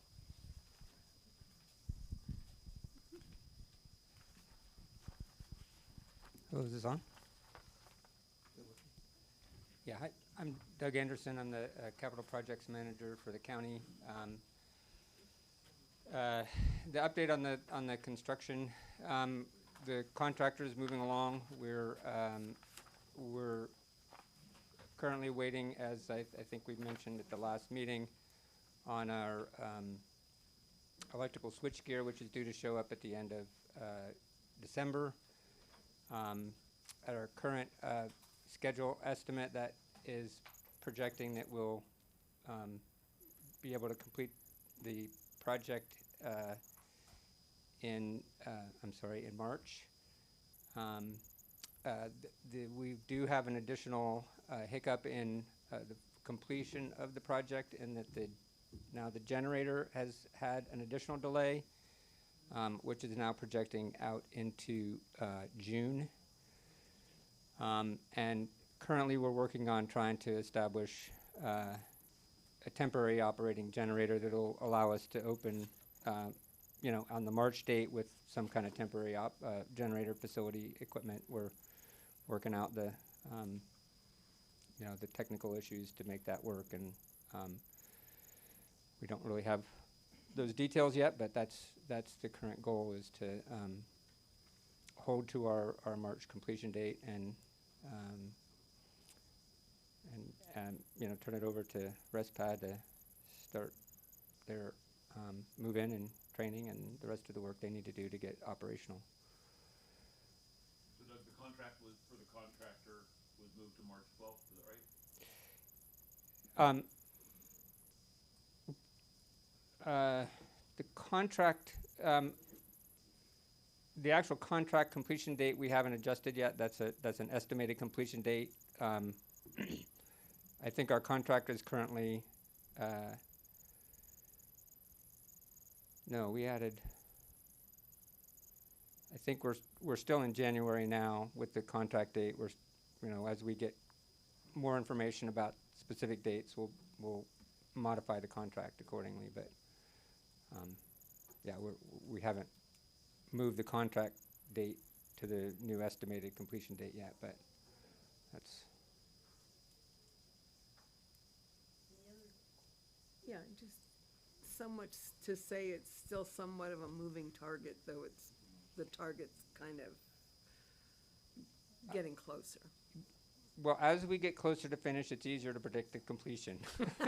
But, That's what I wanted to but hear. it is still, we still have some unknown variables with the late delivery of these critical components, and so, that could easily end up pushing out another week or 2 weeks or whatever, and then, we'll have to keep adjusting. But, yeah, that's the schedule we're working on right now, is to get everything lined up for getting the electrical equipment in December, and getting PG&E turned on sometime before the end of January, and then wrapping up the rest of our completion tasks in March. So is the rest of the facility coming along, except for these major hiccups? It's pretty much. Yes, yeah, we're no longer ahead of that schedule. We're kind of now dovetailing in more closely with that schedule, so we're, they're starting to get the final close in and getting you know, flooring laid and finishes on the walls and, you know, the final things we need. You know, getting all the systems working. But that's the problem, is that we need the power on to be able to make all the systems work, and Right. so that's why it takes another 3 months after that to really be done. But you can finish the walls. Yeah. Except the ones that have to be open. Thank you. Much easier than last time. Good job, Doug. He doesn't know if it's gonna be shut. Really quick, so March, we're thinking, then another 2 months for, where'd they go? He's still here. Then another 2 months for you guys to, That's something we're unsure of. As Dr. Miller was alluded to a minute ago, the state of California has said that it's gonna take between 90 days and 6 months to get licensed to be able to bring patients in. and you don't wanna schedule that. So we can't do it too early, because if they show up on site and that building's not ready to be occupied, then they will not talk to us. So we cannot really apply until we're close to we're gonna fudge it a little bit is really what it's gonna boil down. I'll have the application ready, working on, or the application and the plan of operation, I'm working on it now. So I'll be ready to go whenever we're close to finishing. We'll send it in, and then there's a possibility, as Dr. Miller had said, that we could try to come up with a solution to be able to take patients even if we're not approved yet. So that is a possibility. I don't know. But yes, to answer your question, to be safe, we're looking at a minimum of 90 days once that building is finished. That's what it boils down to. Perfect, thank you. Yep. I think everybody's doing the best they can in the situation. Yeah, it's very frustrating for everybody. Rather have it open right than Yep. not open wrong. All right, moving on. Thank you. Item 3G, discussion and possible action on the current prudent reserve allocation / percentage. So, I guess I'll start with this. Yes? Yeah, it's your item. Oh, sorry. Yes, is that better? Thank you. Okay. So in the financial report that Tony provided us, that goes through the end of October, we currently have a prudent reserve of about $12.4 million. And I've looked at the Kemper report and tried to understand how they are using the reserve. And what I gleaned from it, if it's correct, because I haven't really had a chance to sit with anyone and talk about it, but it seems that their net Measure B prudent reserve is about 35% of the total reserve that was available after 5 years. So I used that 35% as a, what's the word? Measuring, a standard or a framework going forward, and wondered, in my own past experience, it's good to have a reserve, but at the same time, the money isn't available to be used, in particular on services, which is, to me, what we're really all about, is trying to provide the best mental health services. So how big a reserve do we want to have socked away at the expense of it possibly cutting into the services that we could offer? That, to me, is where the rubber meets the road. How much do we want to set aside which would not be available to provide services? So that's what prompted this agenda item. And in the financial report that the long-term report that I first introduced last month, I used that 35% that I gleaned from the Kemper report, which of the $12.4 million, if we kept an additional 35%, or if we kept 35% of that 12.4, it would be a reserve about 4.3 million, which frees up about $8 million to be used on programs. So I would like to open the discussion. I don't see taking action necessarily today, but certainly open the discussion on what people think about how big the reserve should be, knowing that it's not used to expand or introduce new programs.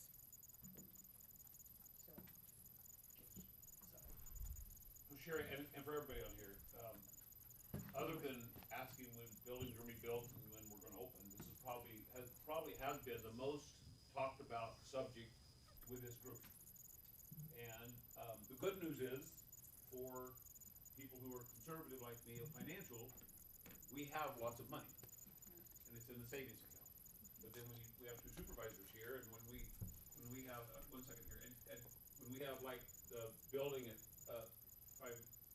the main general services, or the main county building, when it needs a new roof, and they say it's $1.5 million, the county just doesn't have $1.5 million, and so they have to go patch and so forth. So I'm of the mindset where we can talk about a lot of things, and I'm not saying that this isn't important, but honestly, this is, the money's there, we're not spending it, and the county is eventually going to need it, because this is going to be a 50-year puff, if not more. And needing new roofs and fixing plumbing and who knows what we're gonna need is something that the, people who will replace us and who are replacing members of the board of supervisors are going to greatly appreciate that we didn't spend that money. Because if we keep it in savings, and you look at the amount of money that, this measure has made just in interest, we're closing in on $2 million. And so, this is one of these things, I think it's an academic conversation.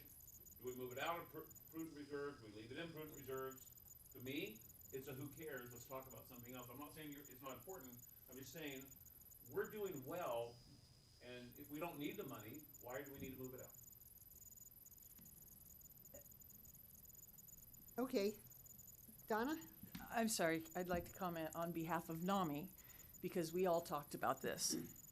And we basically agree with Tom and agree that, to our understanding, is that we have to maintain these buildings.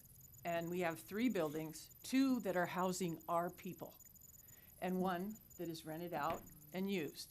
And they should not fall under deferred maintenance. They should fall under correct maintenance. And maintenance is expensive, and it's not gonna get cheaper. And like Tom said, I'd like to go to 75 or 100 years, but 50's good. We don't feel that prices are gonna go down. We are family members and peers, and they are very, I wouldn't say against, but they are very for not taking money out of the prudent reserve. Thank you. So I'd like to make a comment. So from the executive office standpoint, we are also looking at countywide, the reserve policy, and for the Government Financial Officers Association, GFOA, their recommendation is to have at least 2 months of operating expenses in a reserve. So I'm not sure if this reserve also takes into consideration having, ongoing operating expenses at the very minimum of at least 2 months. Additionally, like Tom had said, from past experience with a different fund recently that was brought in front of the board of supervisors, if for some reason this fund would to go into a deficit cash balance, it would then pull on the general fund cash balance and ultimately also affect the interest income. And these funds sit in a pooled treasury account, which, so any kind of changes in cash balance also affect all other funds, including school districts.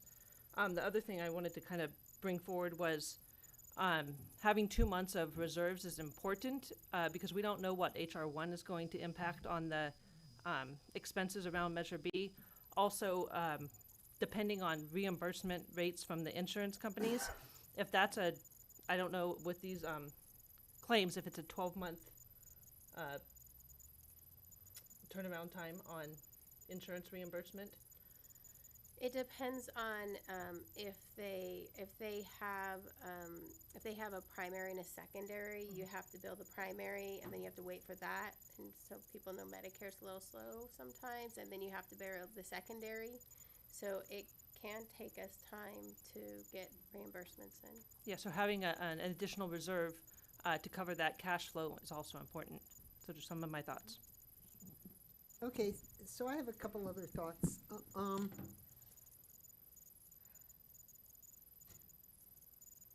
We haven't received, so, I'm not sure how to organize it.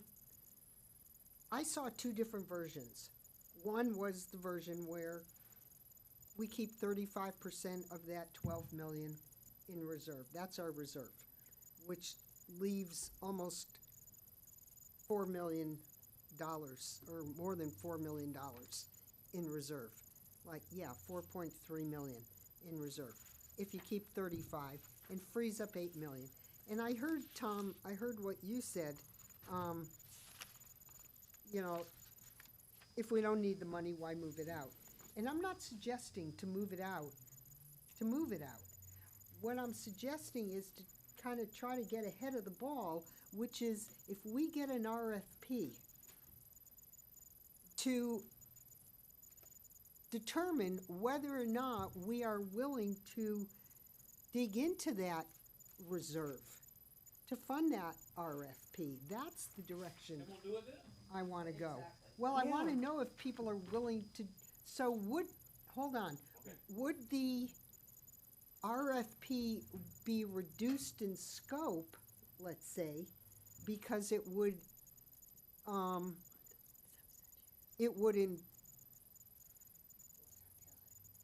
mean using some of the reserve to fund it. But what's the RFP for? Well, we have an RFP out there that we haven't seen yet. It's the substance use. Remember, we voted to put out a substance use RFP. Yes, okay. But I do want to note, Sherry, we saved 9.7 million that's not going into prudent reserve by getting the grant funds for the PUF. Right, I'm well aware of that, So there's additional funds there. I just want to throw out. And really quick, when you throw out only 4 million, I see that Doug is still here. Sorry, Doug, to put you on the spot, but I think just at the top of your head, if you, just for us to do the roof of this building, we only got, what, a quarter of it done? Right. And for us to do the rest of it, a couple million, right? At least a couple million. Just for this building. But would So- Measure B pay for that? No. Not for No. here, but for the PUF, for the CRT, okay. for the So, training so center. in the projections that Janelle Rao, bless you, gave us, those projections were used into this long-term plan. Projections for annual operating costs as well as, deferred maintenance. They weren't annual operating costs. They were annual maintenance costs. We did not, no one came to me and said, if Medi-Cal stopped paying for services tomorrow, would you close down your building, or how would you cover it for 2 or 3 months? We would be potentially looking at Measure B to cover it for 2 or 3 months, let's just say, right? So you would need to have those reserves. Those are actual operating costs, right? What does it cost to operate the facility for 2 or 3 months? And that's kind of what Sarah is talking about. What Janelle did is your annual maintenance operating cost is to maintain those buildings. And what we don't know, because we haven't owned a PUF in many years, how much damage happens in facilities sometimes that we're going to have to pay when they break stuff. And we know that decent amount of breakage can happen. Yeah, no, because this plan only, it has operating costs, for each of the 3 facilities. It has, other costs for staffing and county council, IT, blah, blah. And then there's a line for other miscellaneous costs. And then there's another 150,000 for capital assets, which I understood to be your long-term deferred maintenance, so that if a roof had to be replaced, and that probably is a little low. So that's all built in there. And with all that built in, if the reserve is not tapped into at all, let's say that full 12 million just stays there, over 50 years, because I had two numbers, one over 20 years and one over 50 years. Over 50 years, if the reserve isn't touched, we would have about $900,000 a year to spend on additional programs over 20 years. Over 50 years, we'd have about $350,000 to spend on additional programs. Yeah, Donna? Just one comment on Janelle's report, which was very good, but she had a note in there that hers was based on 3% per year. But she also put that the cost that the county is seeing right now is 5 to 50% increase per year. So those 3% numbers are way low, and Sarah, you may have something to add to that. Well, I'm thinking that the cost that Janelle may have used, were for the facility operating costs. I don't believe it includes actual operating costs that, are wrapped up in Measure B, such as if Measure B needs county council time, or, if there's staffing related charges from HR, the true actual operating costs for Measure B versus the facilities and maintenance operating cost is, I believe, what Janelle had included in there. You lost me. Go ahead. No, you go ahead. So, I don't think that the cost that, that were in the report include the entire overhead of what it takes to run Measure B. It's more of the maintenance and facility cost. I do not believe, but I could bring it back, at the next meeting. I do not believe it, includes all operating costs. I would love to see if you could bring that back. That would be wonderful to see. I guess the real motivation for me to talk about this is when the RFP comes forward for our next, when we look at next what we want to spend Measure B money on, is to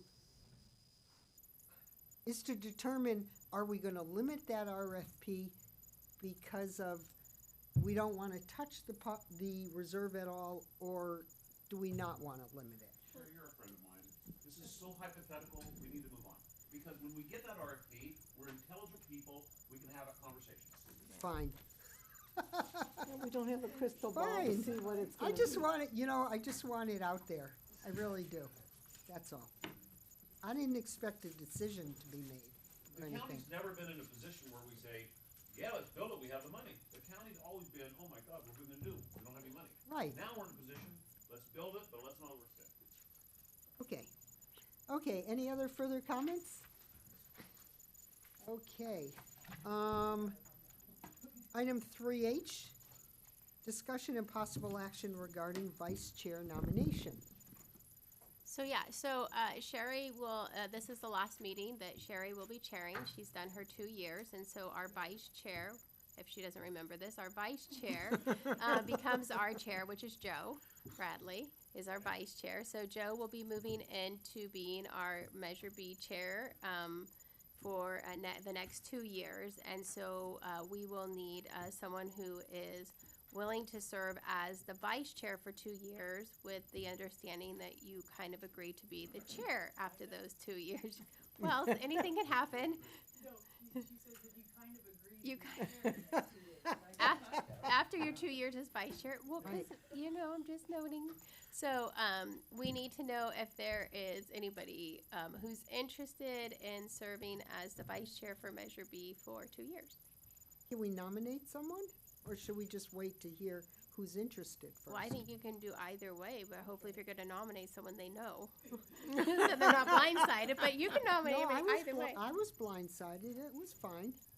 But that was Ace's fault. That was. Well, let's wait and see if anyone. Well, I think several people have already done vice chair and chair, so I think they're hoping maybe some people who haven't done it will step in. Well, I was. Whoever wants to do it, let me just make a prediction. Once our puff is operating, and once everything is running like it's supposed to, you're gonna hear from me, we don't even need to meet quarterly. We could meet every 6 months. Because this is not a group that wants to interfere with how, behavioral health is directed. It's just money. And there's not a need for us to meet for the purpose of Okay. meeting. Okay, yeah, So if yeah, somebody yeah. wants to be vice chair, this is a resume builder. So is there does anyone have an interest in being vice chair? Let's just throw that out. And you get 2 years experience. You may be a hero. Anybody here want to? Tom, you haven't done it yet. He was chair. He was the first chair. Oh, I've never been a vice chair. One heartbeat away. Come on, nobody wants to be a vice chair. 2 years away. But you're not even on the committee. Public comment. Oh, public. Oh. What are the responsibilities of vice chair? So they're pretty easy.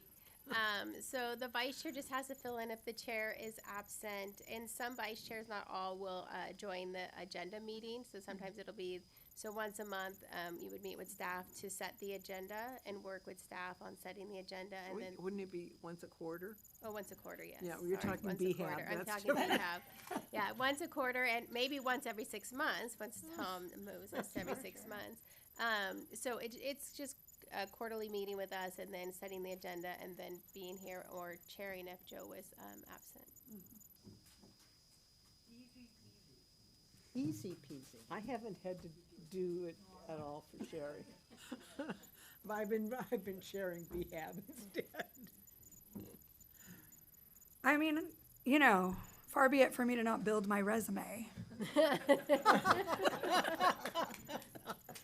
So that's a yes. Sure, I'll do All it. right. Recommending you and nominating you? So you're making a motion, I make a motion. and Donna's seconding that motion? Can't do that.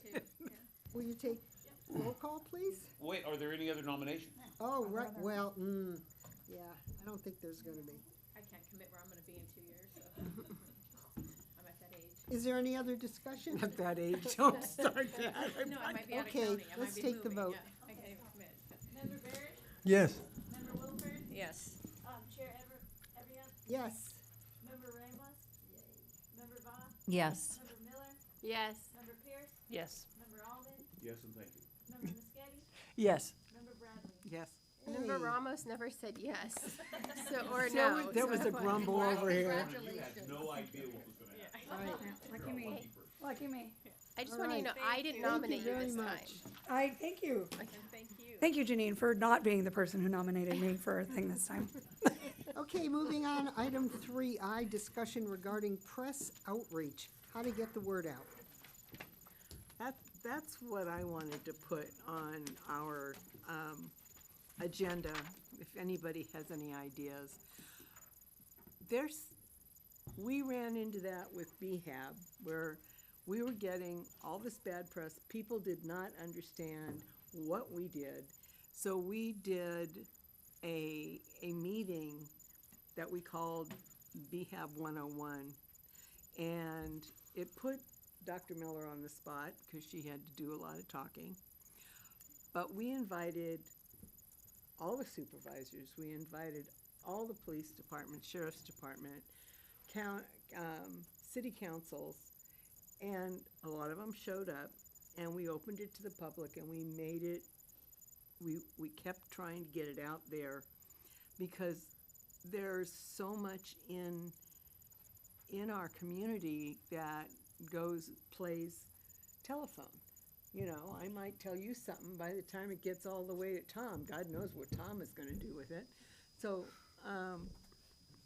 that's what we did. And actually, what I saw happen after the fact were the people that came that had been doing a lot of bad mouthing, they've changed their focus because they know what we do now. Because one of the biggest problems with BHAB is everybody wants us to fix the homeless. But there's another group for that. So I have a really good friend who lives in Cincinnati part of the time, and she gets the Mendocino Beacon, and she reads it, and then she says, why did this happen? Why is this coming out? What is this? So I sent her all the stuff that we get that's public, and she goes, thank you for that. I knew you'd know the answer. But we have this, I've got two people in that this gentleman, and when I looked farther, I saw that he is very tightly working with the AVA, which is Mark Scaramella. And I have the article here, anybody, I marked where it starts. He's saying, you know, what are we doing with Measure B? Oh, they've got these shells of buildings, and, you know, what are they doing? And, okay. And then, I posted I always take pictures of the puff, and I post it on my Facebook page, and I go, look, and Tom usually picks it up, or some other people, and it gets picked up, and it goes around. That's my way of contributing. This is what's happening. And there's another gentleman, and I've got that with me too, and I don't know him. So I looked him up, and he seems to be another one of these people that puts out information not knowing what he's talking about, but acting like he does. Hold on. Oh, I'm sure you know who he is. Where did, I just had that. Dang it. Is it another piece of paper? Yeah. Another newspaper? No, it's not a newspaper, it was just a print screen. But I tried to be so together. Well, the good news is the next 120 days, while you're looking, the next 120 days, we're gonna be putting out press releases that the county could only hope to have put out. That's absolutely right. And So, I don't think we're gonna have to worry about. Ken McCormick, Oh. he wrote, note to all, this is not a place, this is this is the puff. And he says, no, this is not a place for long-term care. Hold times for 5150 or up to 72 hours. The key to effectiveness is removing psychotic criminals from private and public lands. Will be willingness of law enforcement to arrest offenders and not use the puff as a revolving door for repeat offenders because they are lazy. Thank God for First Amendment. He has the right to say whatever he wants to say. I read that comment, but 99 other comments were very positive. Right. Absolutely. I almost answered it, but I didn't, because I went to find Ken McCormick online, and I saw who he was and where he was coming from. And I don't know that him or this other guy, Mark Scaramella, are either people that will even listen. Mark watches our videos. Hi, Mark. Seriously. He does. Mark is in the know. He Then- watches every major B meeting. Then why choose to disseminate, hello Mark, information that is not correct? If it bleeds, it reads, you know? People make money on newspapers. That happens every day in the news, every day. Yeah. Yeah, and you have to choose your news source. And I quit choosing AVA as a news source because they're not. Well, I figure They slander. if you live in Yeah. this county and you get named in the AVA, you've actually made it. No, yeah. Oh, I read AVA. Well, so I have a question on the item that you brought about so you're saying how to get the word out. So my question is always my question, which is what are we solving for? And in this case, it's who are we solving for, right? Who is it that we want to get the word out to? And we're not trying to solve for people who are going to, people are coming at it from the direction they're coming at it from, and that's fine. But I think to Tom's point, we do have this great opportunity in front of us. I know from the report from RESPAD, they're talking about doing an open house before the Which we had been opening, and it discussing, seems yeah. like there is an opportunity here for having some strategy around how we communicate to the community about how the funds are being spent. So, and that's where the limited bandwidth that each of us brings to each one of these projects we work on, we need to we need to put it towards what we are solving for. Well, see, and this is why I brought this up, because we had at BHAB also discussed an open house. And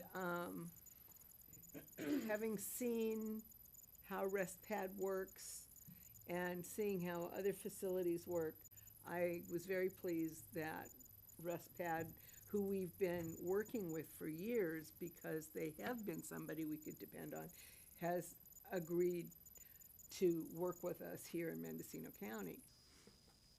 But the thing is I want us to be, you can put out press releases, but, so for instance, Tom, you can walk into KOZT and ask for time, and Tom Yates will give you time.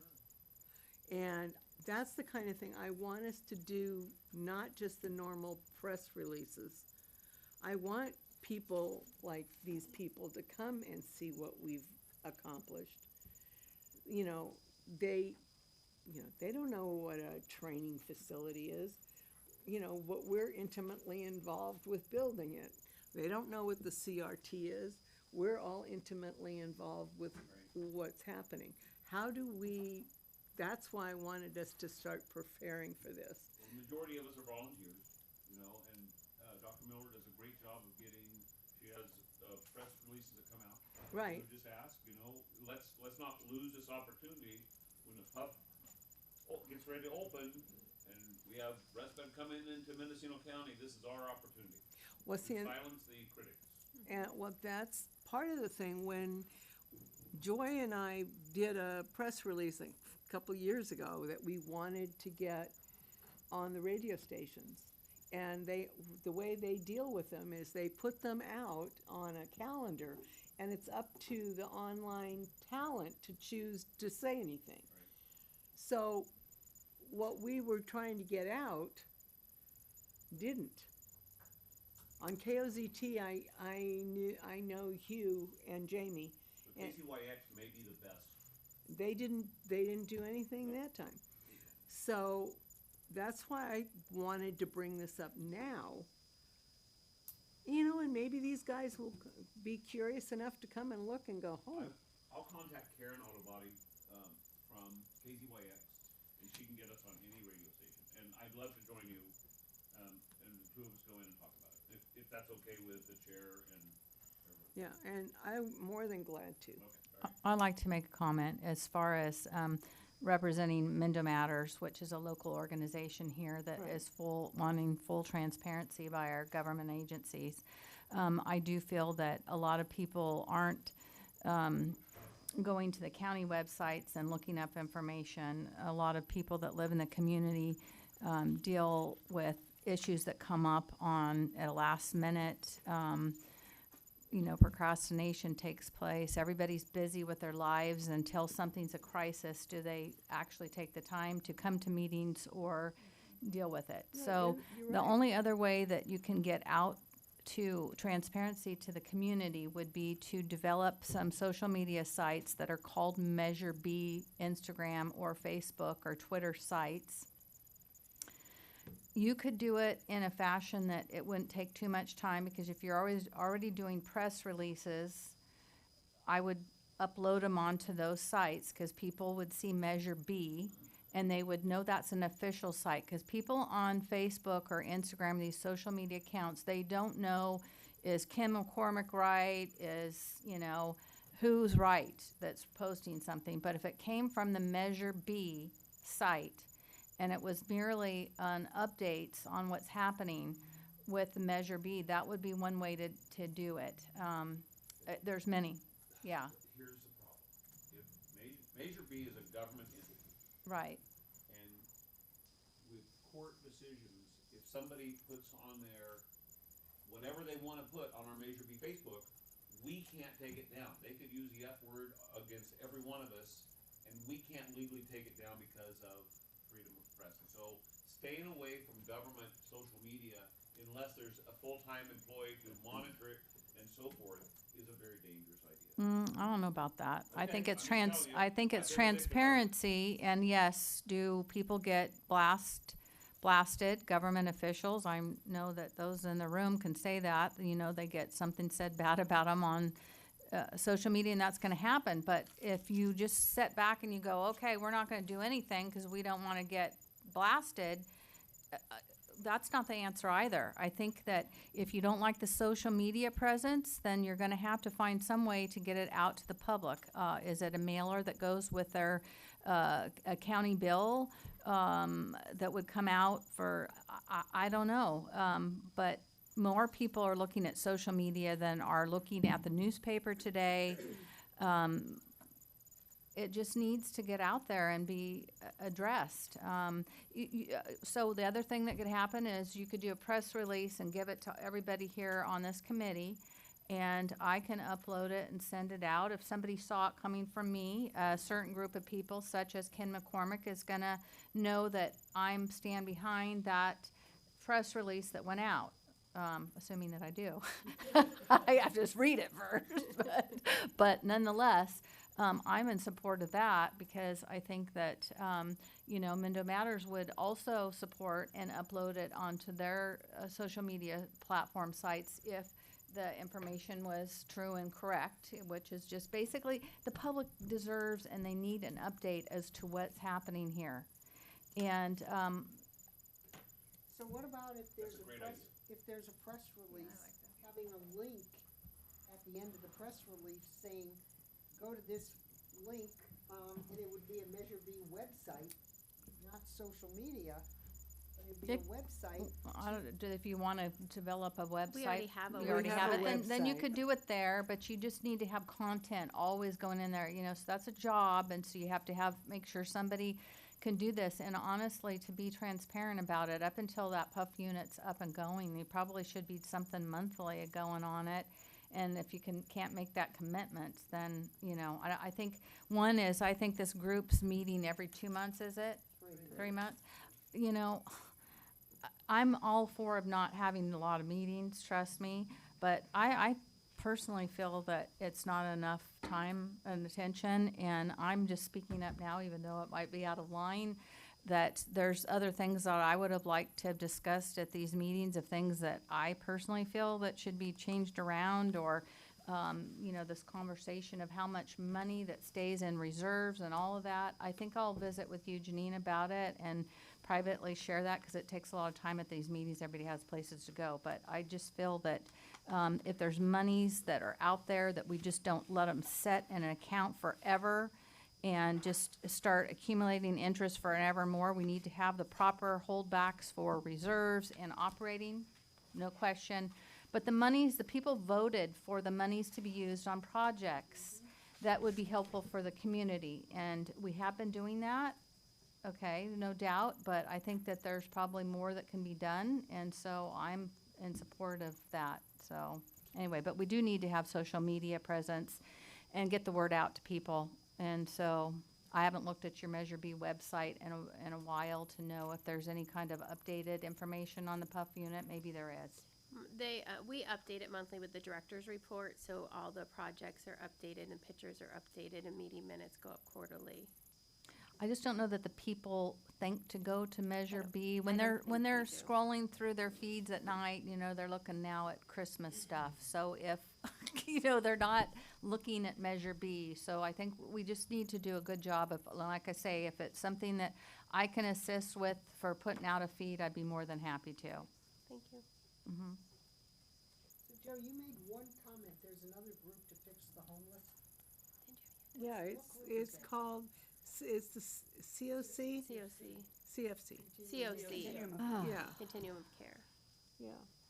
Because we have, that's one of the things with BHAB is we're looking at the people that are in crisis with behavioral health and substance abuse, and that's what our purview is.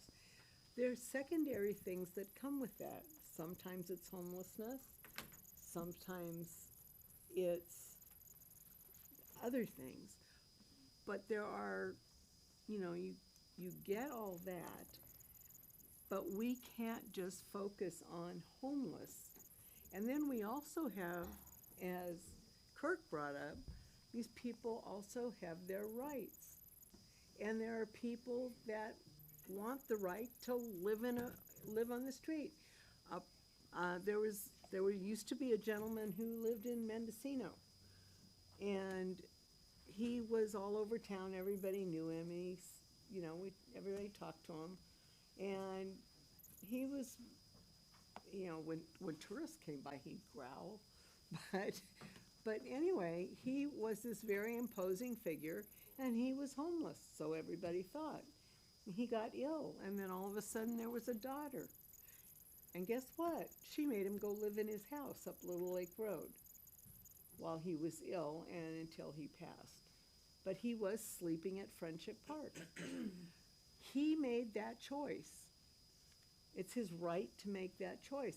And I find it very frustrating when somebody's in one of the hospitals, rest pad, that a patient doesn't have to take their meds without, if they won't take their meds, they have to be what's called REAST, which is another law. Otherwise, they can refuse to take meds and still be locked in a facility. So that's what I'm talking about. We can't force somebody to go live in a house if they don't want to.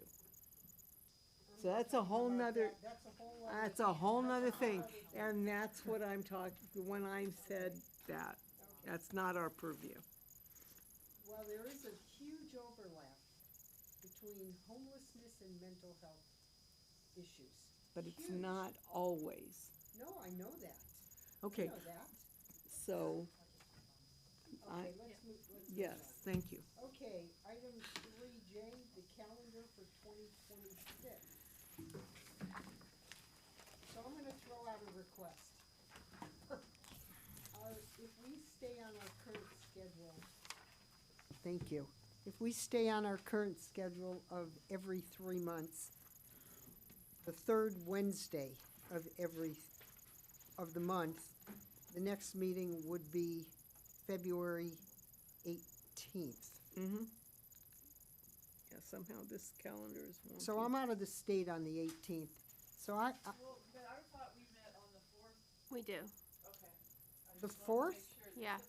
If you look at the calendar, you'll see it's the 4th Wednesday. It's just Except for the third this November. month because the 4th Wednesday is the day before Yeah. Thanksgiving. Oh, And in gosh, November- never mind. No, okay, I don't need to say anything. So if we stick with our current, it would be February 25th. Correct. Okay. So the question is, do we want to set up meetings for next year, continuing every 3 months, 4th Wednesday of the month? Except for November, because the holidays, we'd Except have to for move it to the November. 3rd of the month. Right. 3rd Wednesday, So it would be November 18th. yes. I would suggest leaving it as it is, because as Yeah. we see what's happening with the PUF, we can alter our calendar at any time. Yeah. I so move to accept the presented calendar. I'll Second. second. Member Barish? Member Yes. Member Wilford? Yes. Chair Ebiam? Yes? Member Ramos? Yes. Member Va? Yes. Member Miller? Yes. Member Pierce? Yes. Member Allman? He left. Member Muscati? Yes. Member Bradley? Yes. All right. Well, I think that takes us to no. Item 4, any committee member reports? Regarding, no. So item 5, any communications received? Nope. Filed? No. Well then, I think we are ready to adjourn at 3:19. And it's been an honor to be chair for 2 years. Thank you. Thank you. Thanks. I know. Yeah, really, that's all right.